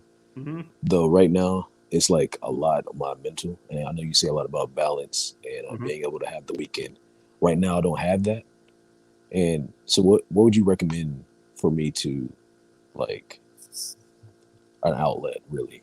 Because I've kind of like thrown all my hobbies and stuff away. I have my few girls that come around like in that like late Wednesdays, random times, especially with my mom working and stuff like that. So she's not there. Well, how do I handle that? Well, the thing is, I would always right now at this point try to make at least give yourself one day And I'll tell you why. If all possible, I know some jobs might be working 7 days a week and you just can't, right? But if all possible, give yourself one day, and I'll tell you why. It's not even so much for the outlet. What I've seen with myself is that I'm able to grind harder when I allow myself that one day to decompress. So when I get back to grinding, I'm able to grind harder when I give myself that one day to decompress, opposed to trying to just grind the whole 7 days. So what ends up happening is when I try to grind the whole 7 days, I have a lackluster grinding week. Yeah. You see what I'm saying? Yeah. Opposed to if I would have just took that decompressed day, it seems like you're setting yourself back, but in actuality, sometimes you got to take one step back to go 2 steps forward. And sometimes that decompressed day where you allow yourself to relax and have a margarita, when Monday hits back around and whenever you decide to take it, you able to grind even harder. You see what I'm saying?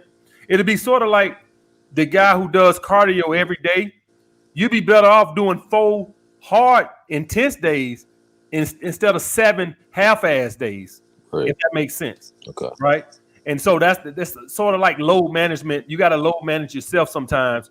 Like how basketball players load manage. They load manage because what they found out was when they take a day off, they're able to play. You better off playing 75 games or 72 games at a top peak instead of 82 games at a lackluster peak. That's why they do the load management, right? Okay. Because they found out that you can have a more of a put out when you give your body a little time to decompress, opposed to trying to just grind through the whole 82 season. That's where the whole load management came from.